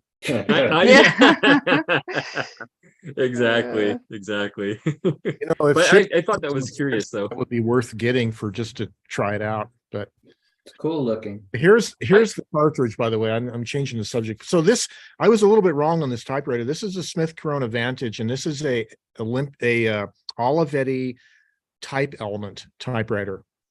It's like an IBM ball, but it's not IBM. So it's one of Olivetti's type ball machines, and it's branded as a Smith Corona because Smith Corona bought the factory, but this is the cartridge. It looks like I could probably open it up maybe.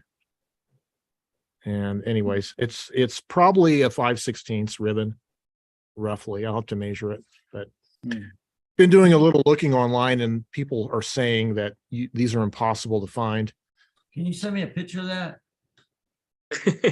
No, really. Can you send me a picture of that on Facebook? Sure.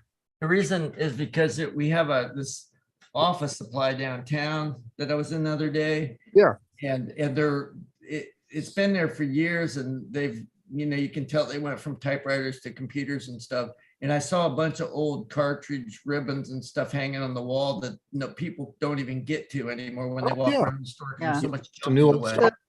So you need a new one of those, Joe? Is that what you're saying? Well, I'm just thinking if I had a second. Well, it has ink. The problem is the typewriter.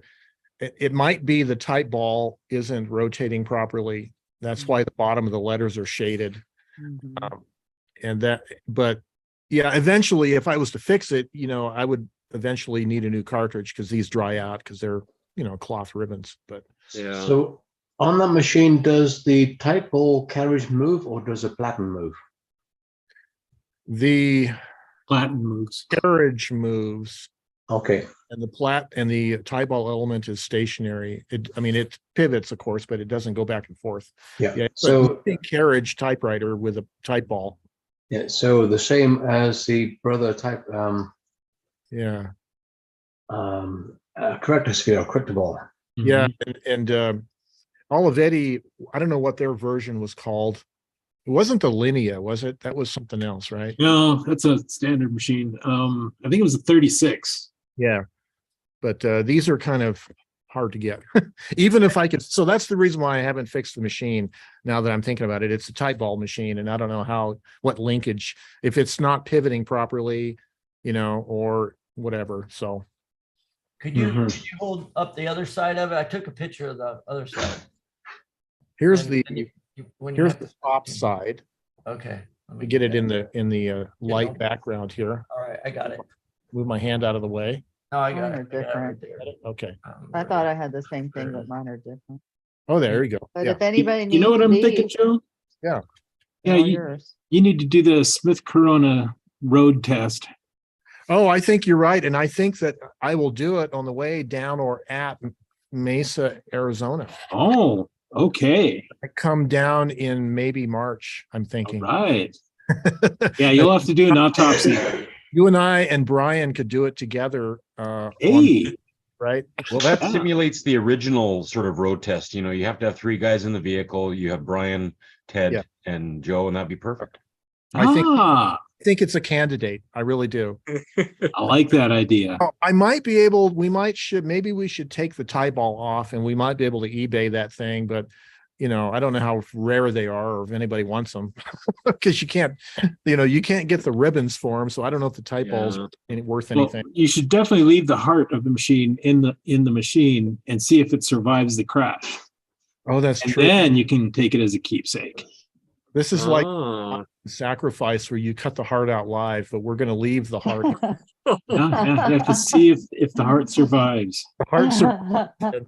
Then it's or will it get road rash? It's a sign that something, I don't know what the sign is, but anyways, sign says no littering, no throwing off from your car. That's what the sign is. Oh man. Joe, I don't know if you realize it, but you did the secret handshake for the Selectric type ball. Oh, yeah, I know. I showed it on YouTube. How dare I? One other place a person can check is called aroundtheoffice.com. Yes, right. That's true. I have a feeling, though, there's 0 available just because I've been reading on Reddit sites and other sites. People are saying they've searched high and low and they can't find them. So okay. They were apparently not very many of them made by Olivetti. That's why Olivetti sold the factory to Smith Corona. And then the Smith Coronas were even fewer probably. But May, before I go, I wanted to, when I direct message you about the Hermes 3000 margin indicators, these are the little plastic 3D printed dudes that those, yeah. Okay. They go onto the paper bale and you just slide them and manually set them. If you're interested in those, I can print a set for you.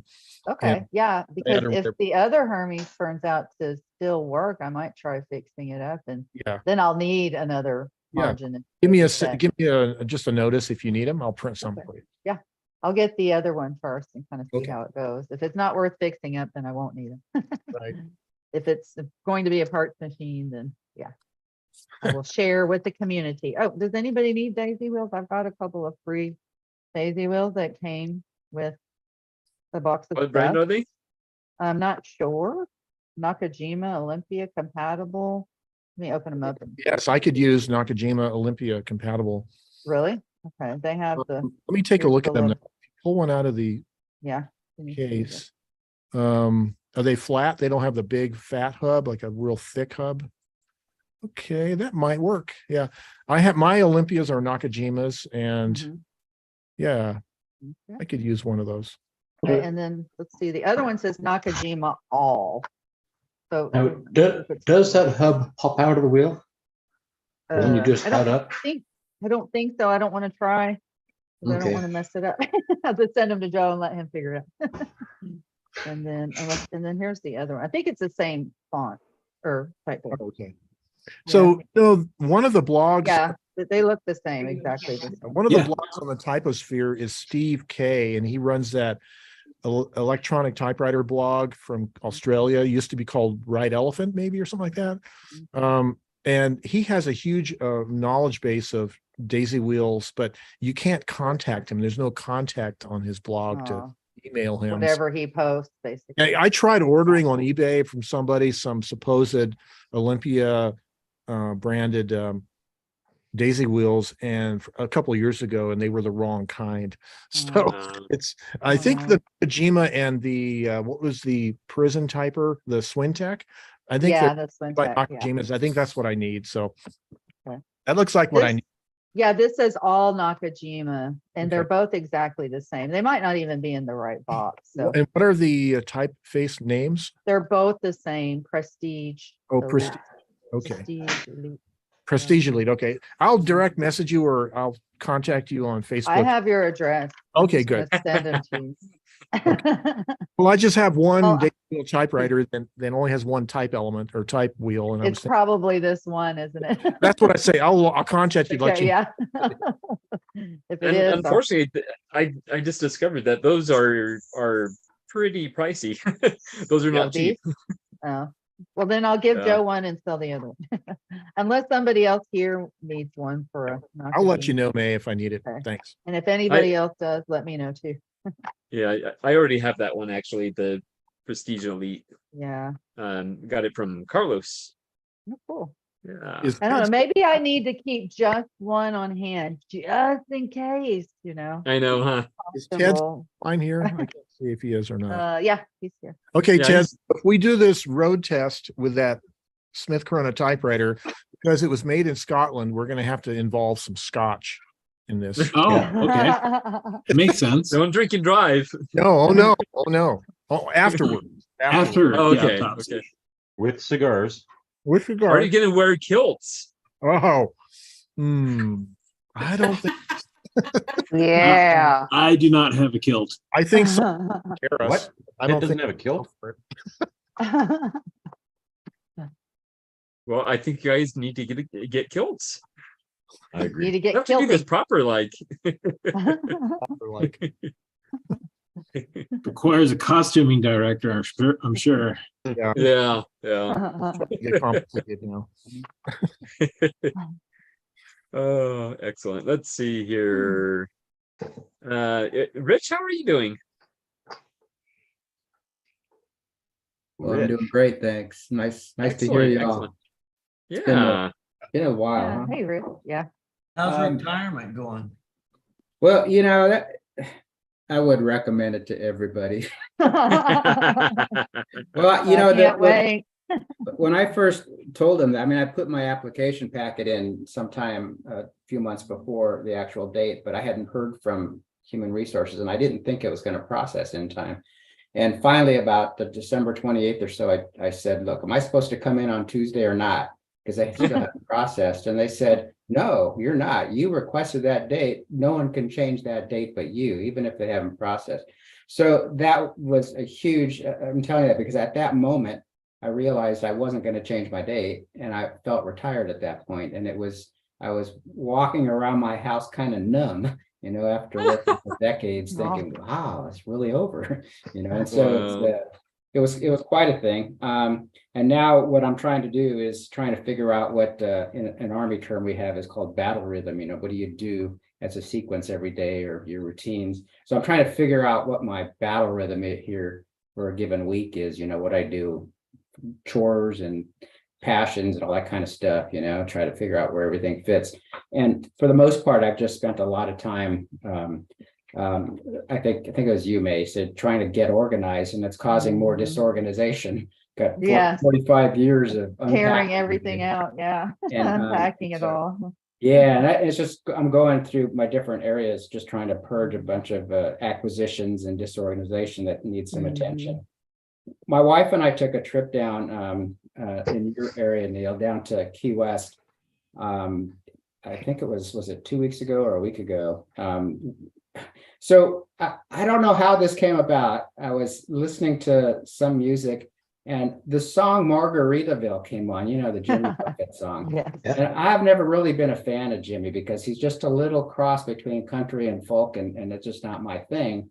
But when I heard that song right about the time I was retiring, I just decided that's my theme song. That's my retirement thing. So I had to make a trip down to Key West, and we were only down there for almost a day. But I wanted to go to the Margaritaville place and get a cheeseburger in paradise there. So we did that. And the other reason I was down there was because I wanted to take my Hemingwright down to Sloppy Joe's and get a picture inside of Sloppy Joe's. And so that mission was accomplished. I got that, but it's not working now. So I'm trying to converse with the free-write people. I'm not sure if I have to send it back or not. But it was kind of a cool thing. When I walked into the bar, there was a seat right there at the front of the bar with the perfect view of the Sloppy Joe's and the band stage there, and just set up my Hemingwright there. And nobody even noticed. I mean, here I got this real shiny Hemingwright's typewriter sitting on top of a bar in the middle of Key West, and nobody looked at me. I was nervous I was going to look like an idiot, you know. Hey, it's, you know, nobody thinks about you, right? Maybe they were all wasted away in Margaritaville too. Yeah, it was cool. Well, you have to look at the demographic. If it were older people, they probably, a typewriter, wouldn't think anything of it. Wouldn't think funny you anything of it. mentioned, Yeah. It's Yeah, funny but- you mentioned Jimmy Buffett because, you know, everybody starts talking about Key West, either mention Jimmy Buffett, Ernest Hemingway, or key lime pie. So and the locals here get really upset with, like, he came down here a few years ago. Stereotyping. Did a free concert on Duval Street, just impromptu kind of thing. And it really was a lot of fun. But so we have a new waterfront amphitheater that was built a couple of years ago. It's right down the Truman waterfront. And he announced that he was coming to Key West. There was going to be a concert. Well, you guys know what happens with these things. They go on this Ticketmaster thing, and next thing you know, they're gone like in seconds, and people are paying.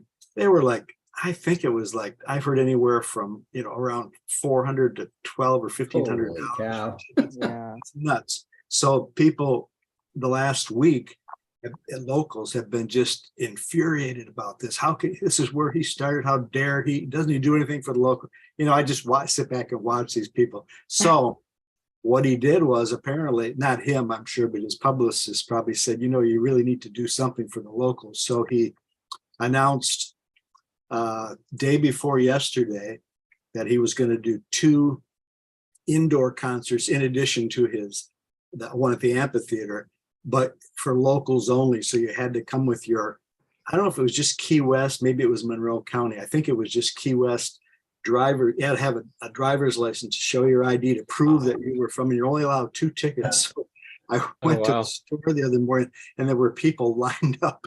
Oh my God, clear around. The concert that one was last night. He did 2 of those. So I guess he's settled the dust a little bit for the locals. They aren't quite so upset with him. But so he's been around town. People have been taking their picture with him. He was at Louis' Backyard Restaurant last night, and yesterday afternoon he was out on Stock Island at another local restaurant. So it's kind of cool to walk out. You just kind of, hey, that's him. Actually, they're walking around town. So wow, this was just recently. Yeah, like last night was the concert that he had. That's funny because you talk about law of attraction, and since I got into this little theme, then we went down there, and then this musical was here on the coast it's 5 o'clock somewhere or something like that, Margaritaville, and it was basically a musical with his music in it, and that was last weekend, and so that was kind of fun to go to a musical play. Sure. I'm glad you like Jimmy Buffett now anyway. I was disappointed there for a minute. Yeah, I've come around. I'm I've come kidding. around. I've started listening to some of his stuff, and one thing, just what I really like about him, besides his melodies and stuff, is his writing. His songwriting is incredible.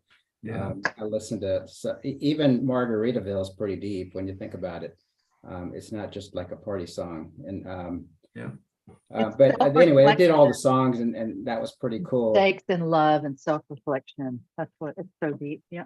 Yeah, exactly. Paris, I think, was another one of his songs that they did in the theater.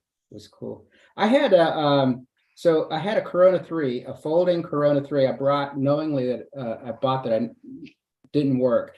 The carriage is not attached, and it looked like she had all the pieces. So I went over there and I picked it up, and I set it back. We had a couple trips, and I got back, and I decided to start working it. And she had in a little baggie these ball bearings and the back brace and stuff.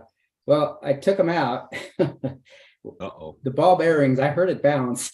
Oh no! Oh no! I found one of them. I don't know what other were. So where do you find ball bearings? Like at Home Depot or something? Well, the good thing is you know exactly what Yeah. size they are. Because I still have one of them. Yeah. She said she didn't know if those were the originals, so I don't know for sure.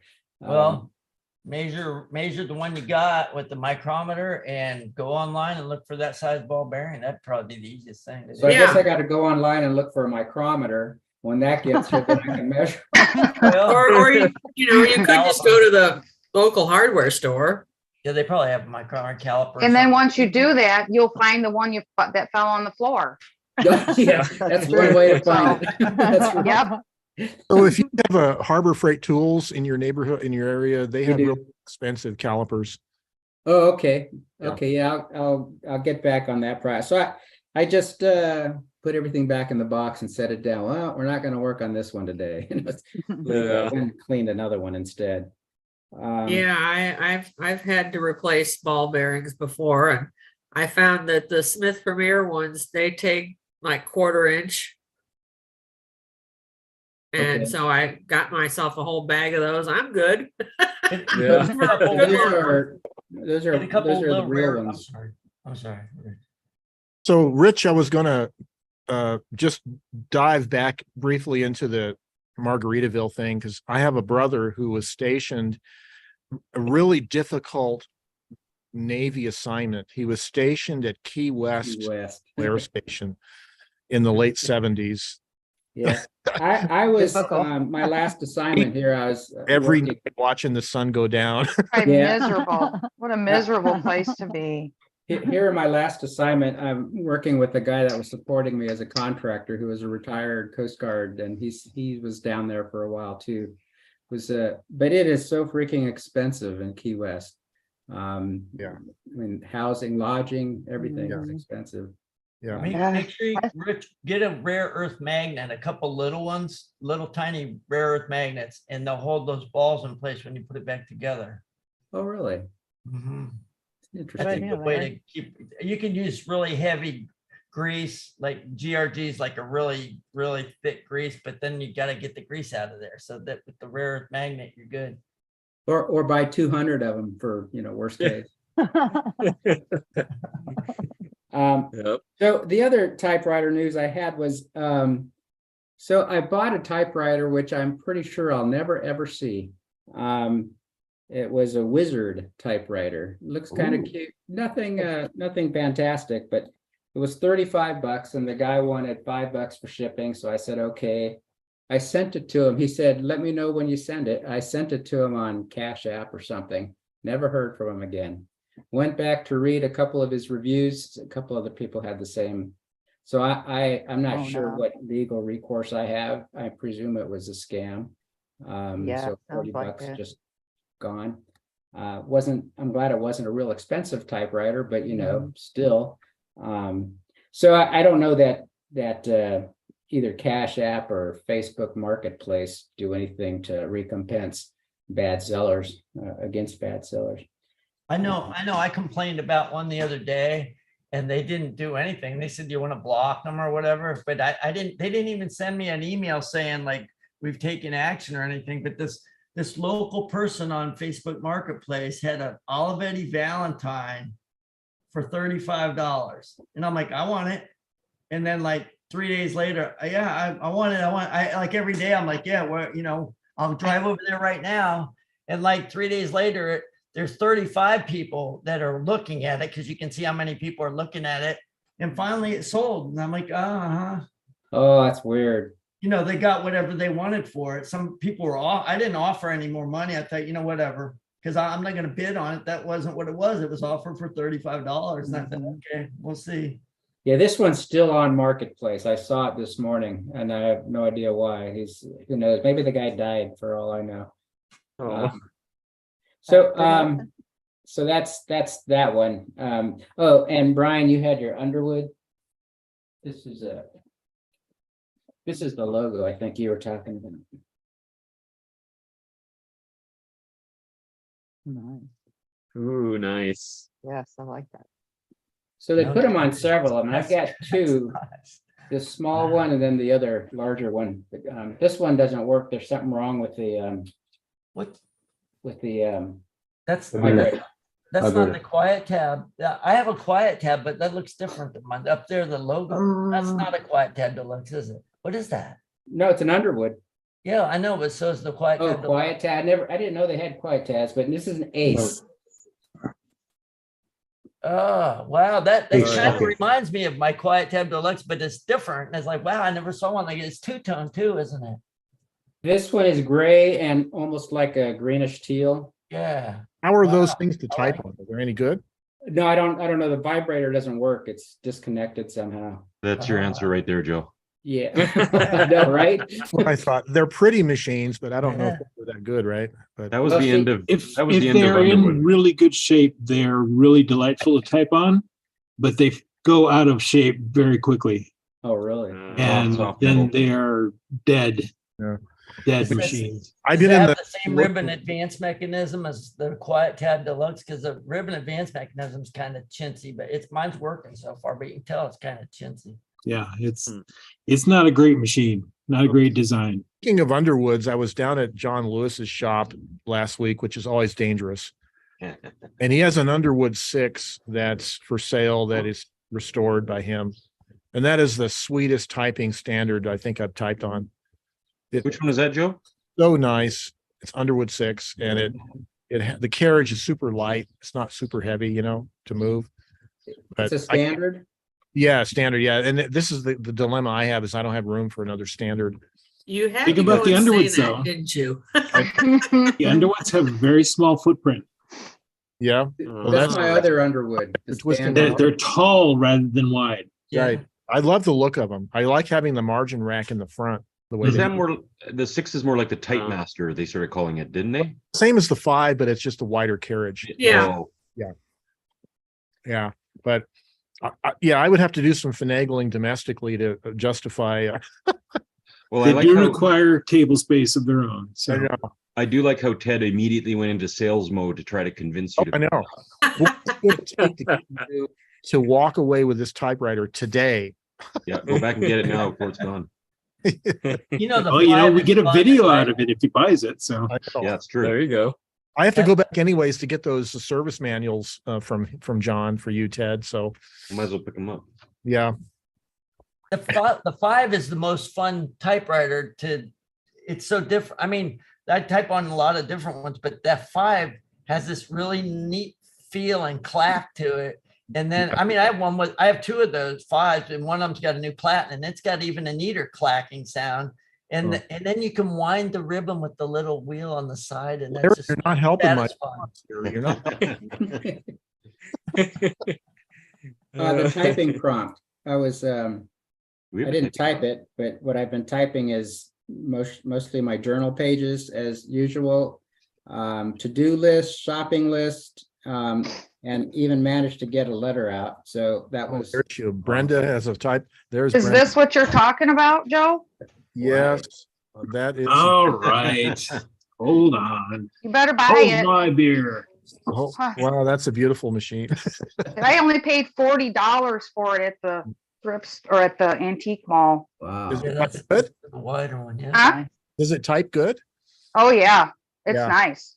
Oh, yeah. Wow. I look at it. It's beautiful. How nice is it? You want me to bring it when I come to Albuquerque again? Maybe. Make it a Okay. hood ornament. Don't bother, Brenda. Joe will have one by the time you come down there next. He might. I might. You'll know if I do Yeah. have. There'll be a video or two. We were thinking about coming over for your type-in March. Oh yeah. Ooh. So I don't know. Mike Pals road trip. Yeah. This is another thing that Is it like this, Joe? Oh boy. Oh, another one. Brenda, I don't know if you read your my message to you in the chat. No. If you put glitter on your typewriter, you could always call it Gary. Why is that?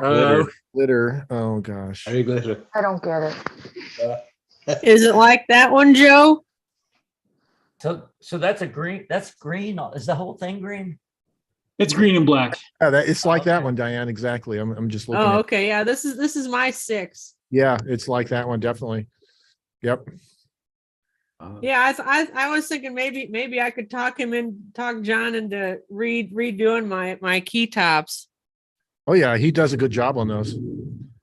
Yeah, it's definitely in need of the key tops are a mess.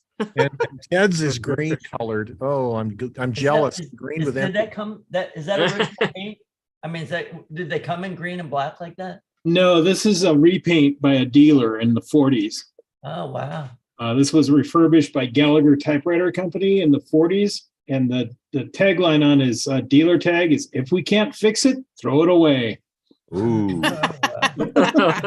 By Gallagher, does it mean there's a bunch of watermelon debris all over the front of it? Or I think he died. He died. Okay. Yeah, he did. Oh, so I saw him on my you honey use it that much, Ted? Or what was that? Do you use yours much? Do you type it? It's got a lot of dust on it, doesn't it? Yeah. Hey Ted, is on the back, is there a scale of some sort On on the back 6? of the carriage? On the back of the carriage. I'm turning mine around so I can show you what I'm talking about.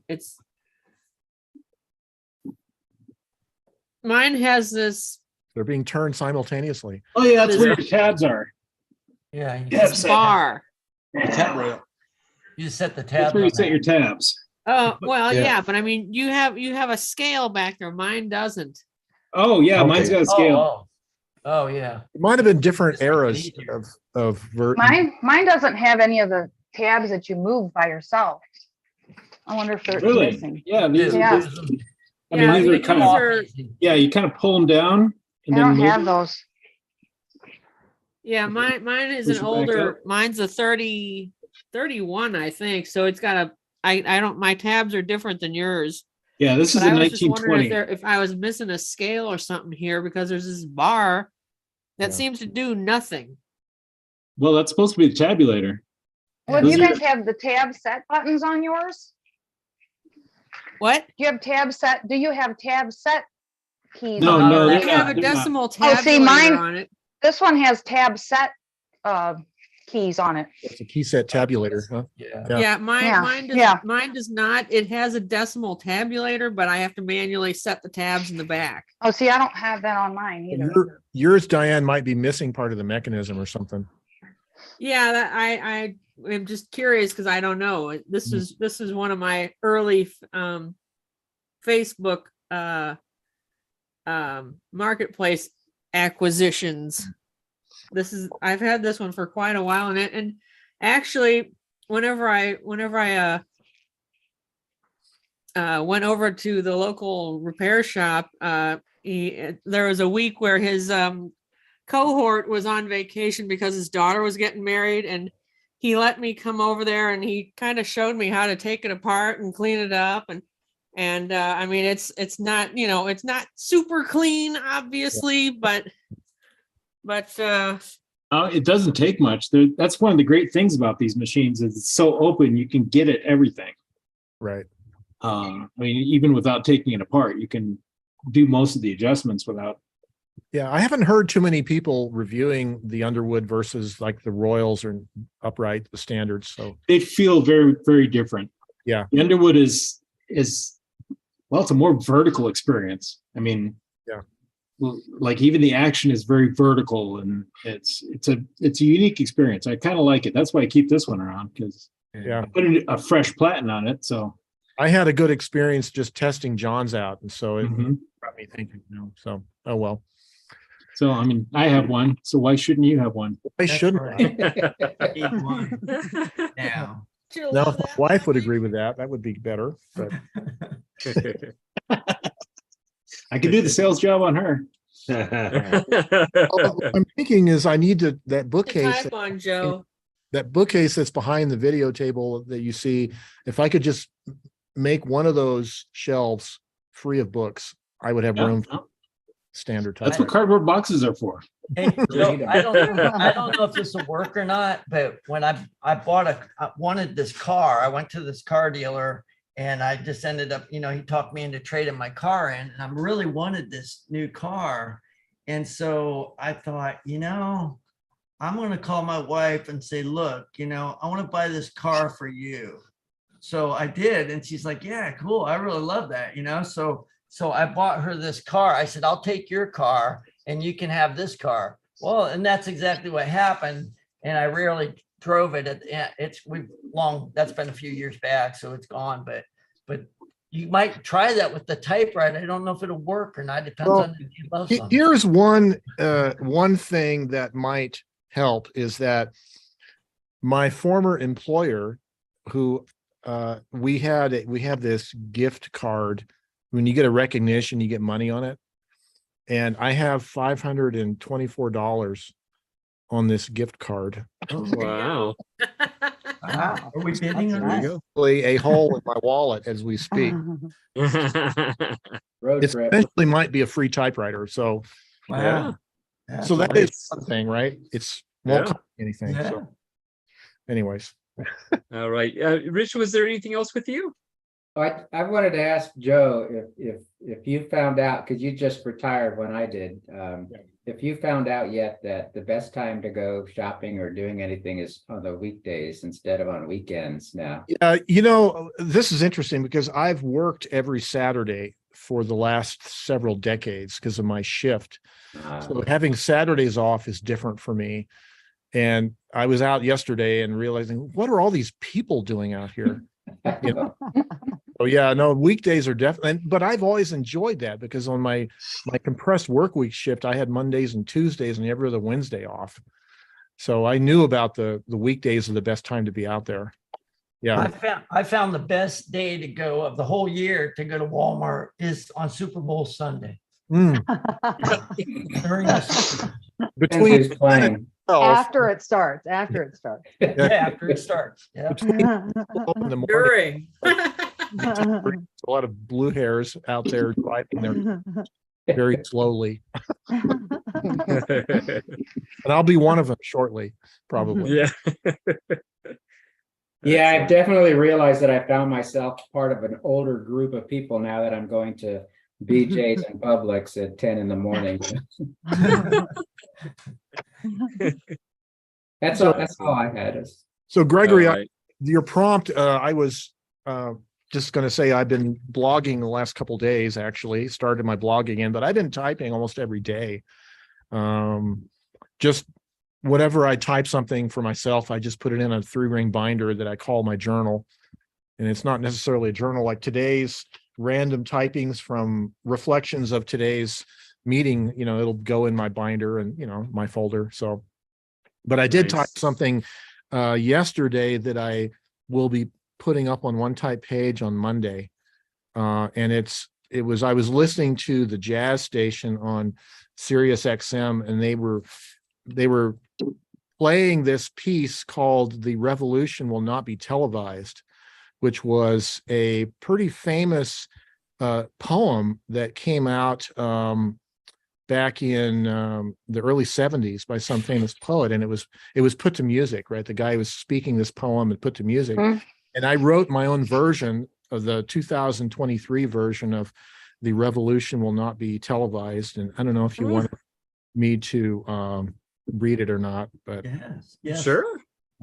So it's kind of long. I don't know if we have time for it, Gregory. It's one page, but it's so why go for it.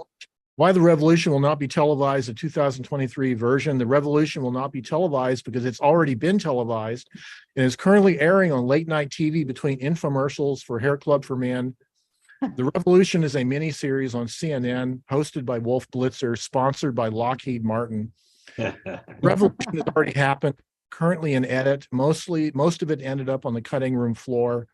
The Revolution will be on HBO or Netflix or Fox, depending on the highest bidder. Disney wants exclusive rights to the Revolution, as does Microsoft, Steven Spielberg, and Tom Hanks. The George Floyd documentary will be sponsored by the Revolution, along with Playtex and Kraft mac and cheese. Gangster rappers will flex and pose in front of their posses for the chance to use the Revolution logo on their next album cover. Giorgio Armani will release a new Revolution clothing line during the next Paris Biennial. Walmart and Martha Stewart will team up for a limited edition Revolution-themed DVD and remote control caddy in mint green. The White House press secretary will deny rumors that federal law enforcement agents are fomenting revolution amongst inner city minority neighborhoods as a marketing stunt to coincide with the Martha Stewart, Walmart, Armani, Lockheed Martin product release to begin during the Super Bowl halftime next week, when a fleet of bombers and fighters, including all three versions of the F-35, will overfly the stadium trailing red, white, and blue smoke streams and towing banners announcing the revolution will now be tax deductible on the 1040 form. Fidelity and Charles Schwab will begin to offer Revolution IRAs and mutual funds.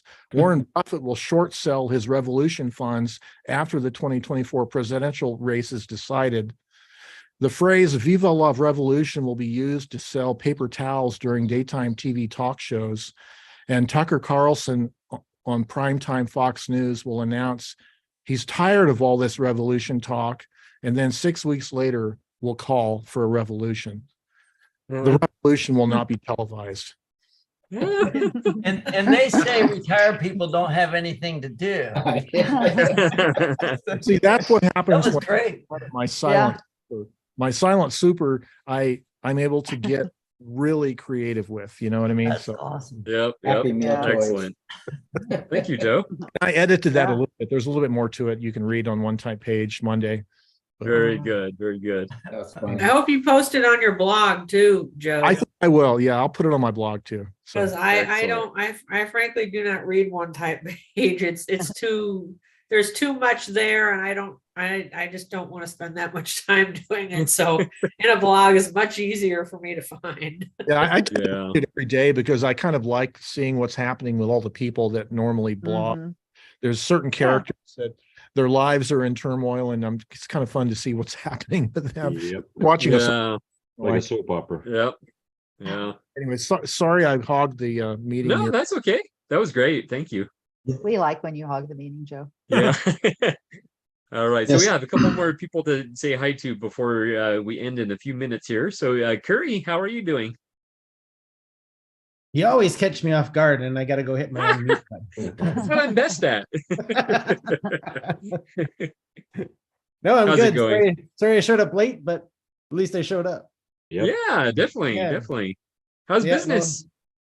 well, business is still going. I thought, well, we watched January roll around and it die off, but no, that's not the case. So I've got this Wow. week, Wednesday evening, we've got a college here in Waterloo, and I've got some audio-visual students that are coming by to interview me for their project. So yeah, Cool. that's pretty cool. A little bit more exposure probably, and see how they do a video on me. We had done the one last year, so I got Yeah. that on Wednesday, and somebody else bringing 2 machines by on Thursday, and so it's just continuing to go.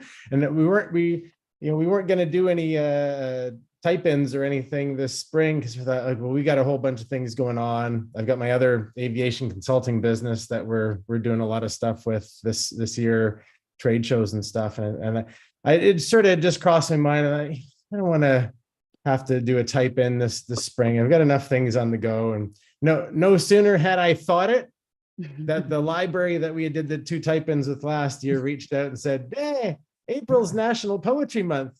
Can you guys do type in April?" And of course you don't say no.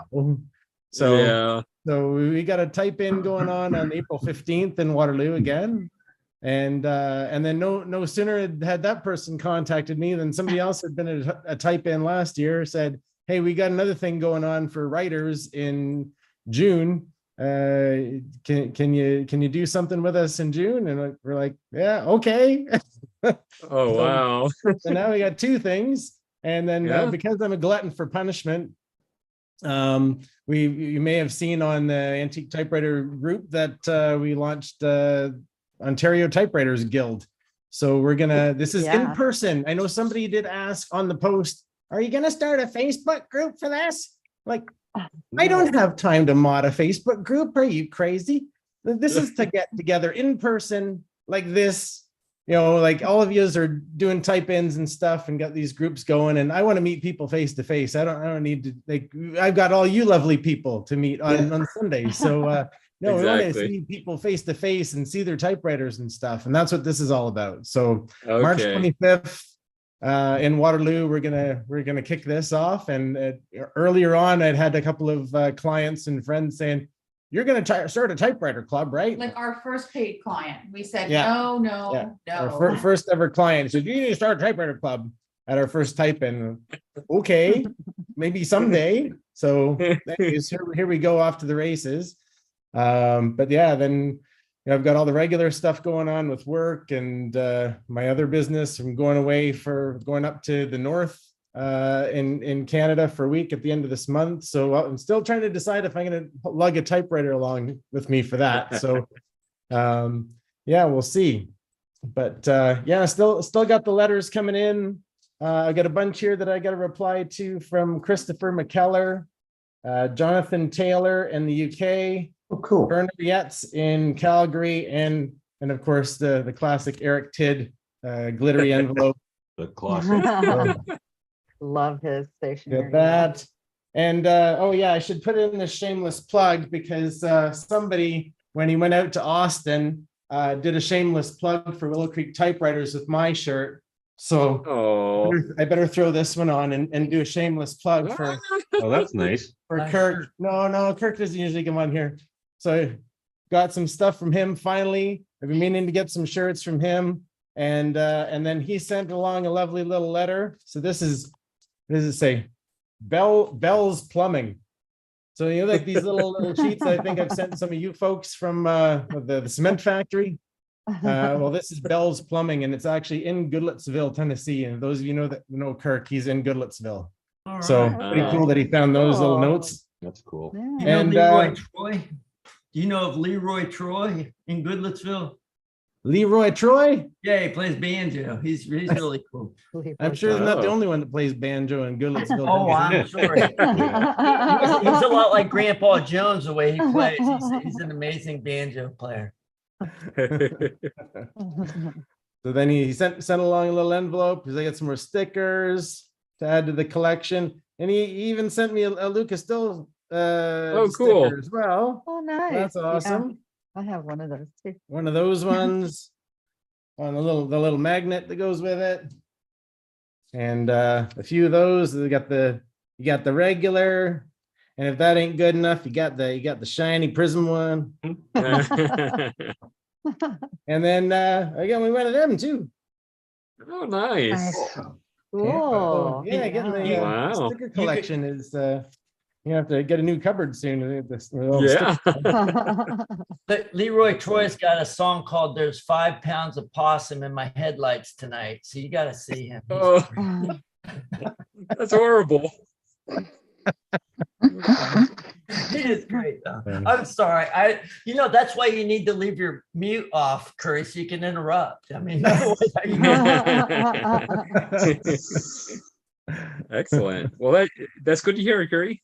Please keep going. I didn't mean to stop you. I really didn't want to do that. I'm sorry. No, that's okay. I could keep going, but yeah, we got lots going on here. So yeah, nice. no problem. Ordered a mainspring for my Hermes baby this weekend, so hopefully I can get that thing up and running. And maybe I'll take that one up north with me.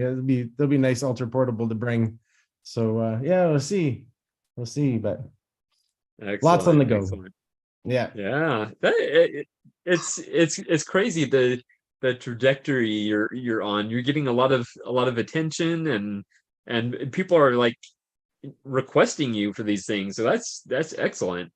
Yeah, well, I Yeah. had somebody reach out to me yesterday and they said, somebody else referred them to me. And I said, do you mind me asking who it was? And I didn't even know the name. So I'm like, Oh, wow. okay, that's fine. However, the word's getting out there, it's getting out there. So A friend of a friend of a friend. yeah. So for those of you who aren't familiar, so within Ontario, or part of Ontario, well, all of Ontario, really, it's me. There's Toronto Typewriters, which is right downtown Toronto. And there's True North Typewriters, which is in Aurelia. So they're about an hour and a bit north of Toronto.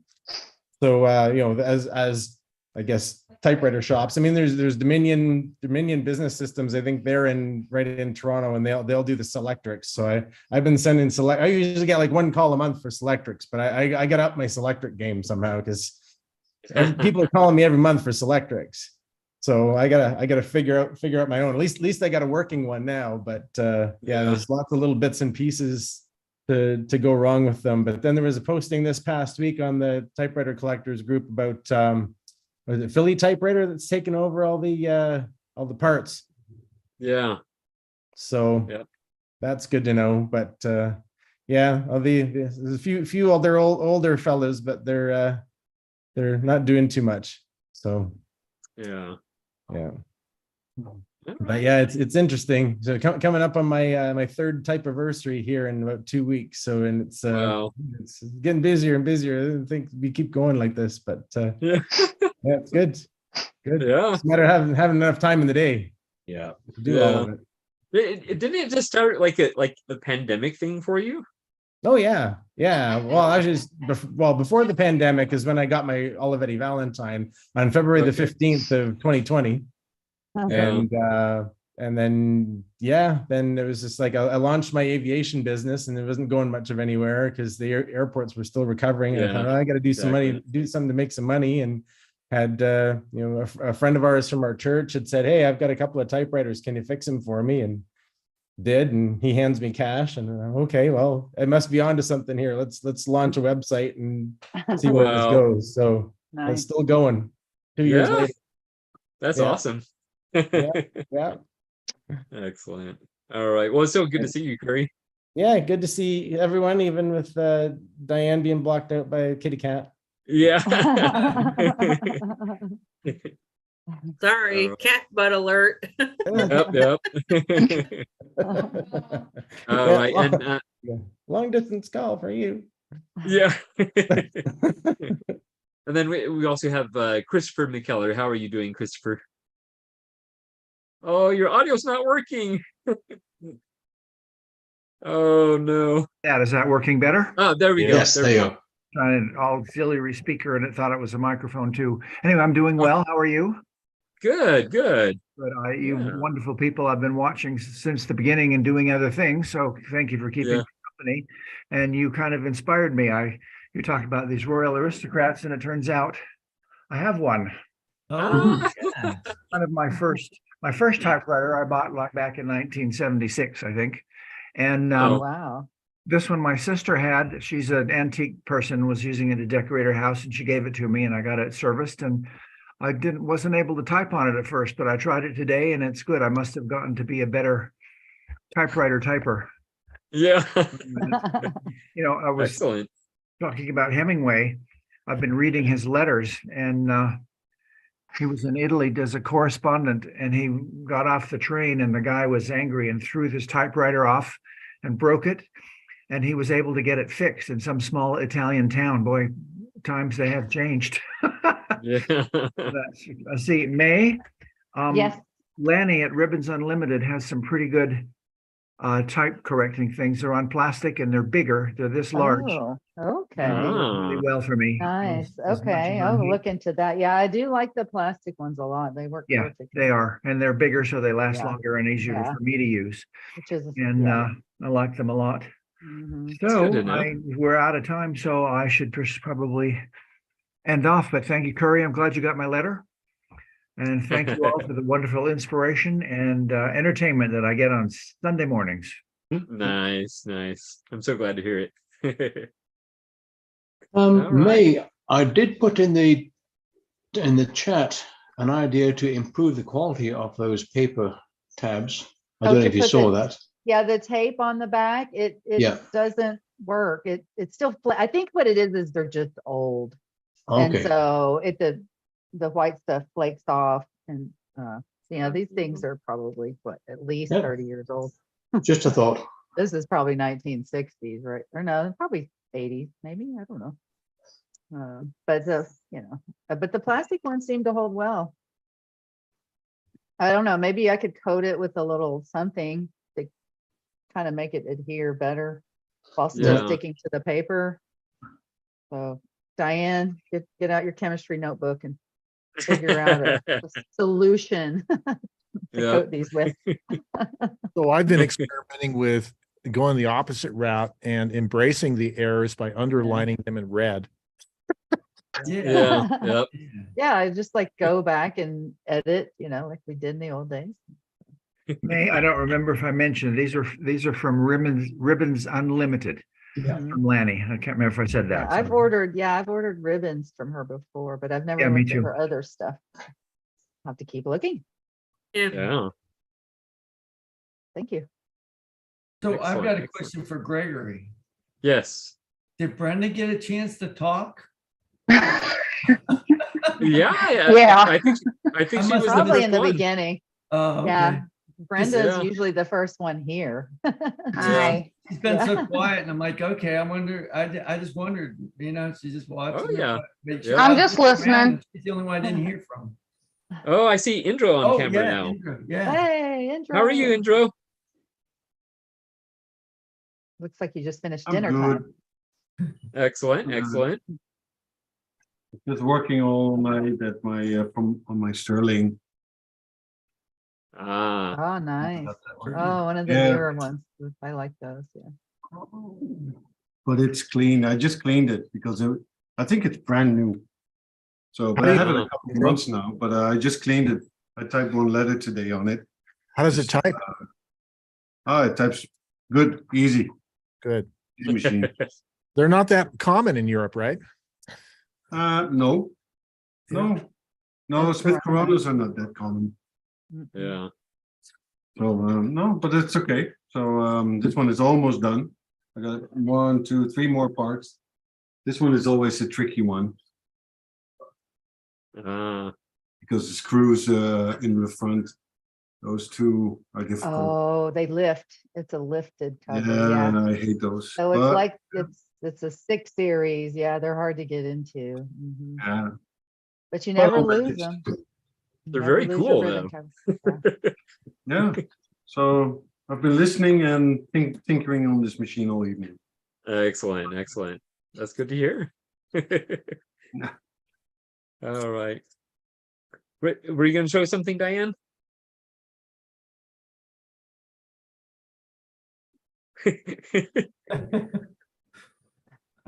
Oh, that was my I was just putting a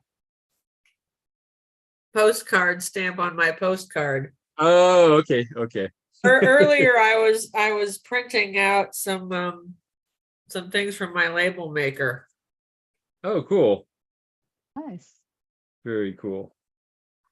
Yeah, the cord shorted out Oh no.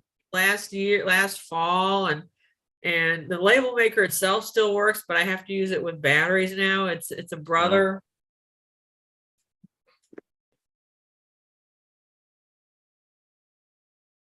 Oh yeah, that's a big one.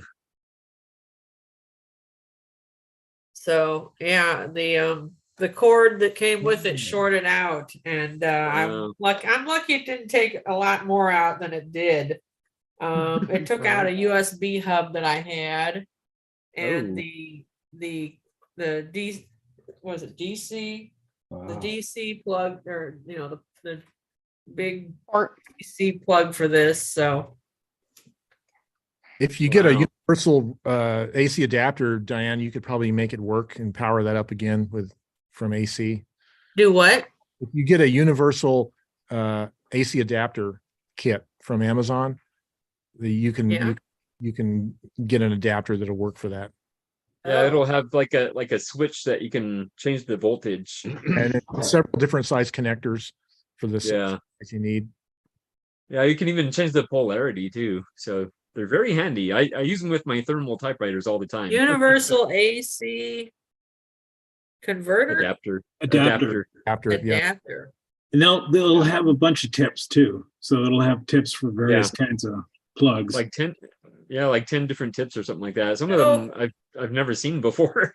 Oh, okay. And you can buy them specialized for like laptops, for laptop adapters, and sometimes you can get them for just normal. Like I have, let's see, like 20 or 25 bucks. Yeah, they're pretty cheap. This one I bought at Radio Shack in like the 90s. Oh. Yeah, it's just you set the volts on it and then you Can't see it. Oh, okay. Here we go. There you go. Yeah. Get rid of some of this stuff.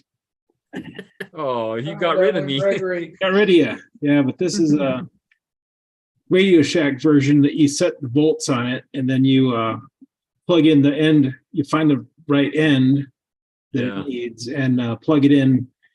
The polarity depends on which way you plug it in. So, and yeah, it powers pretty much anything. Oh, Radio who?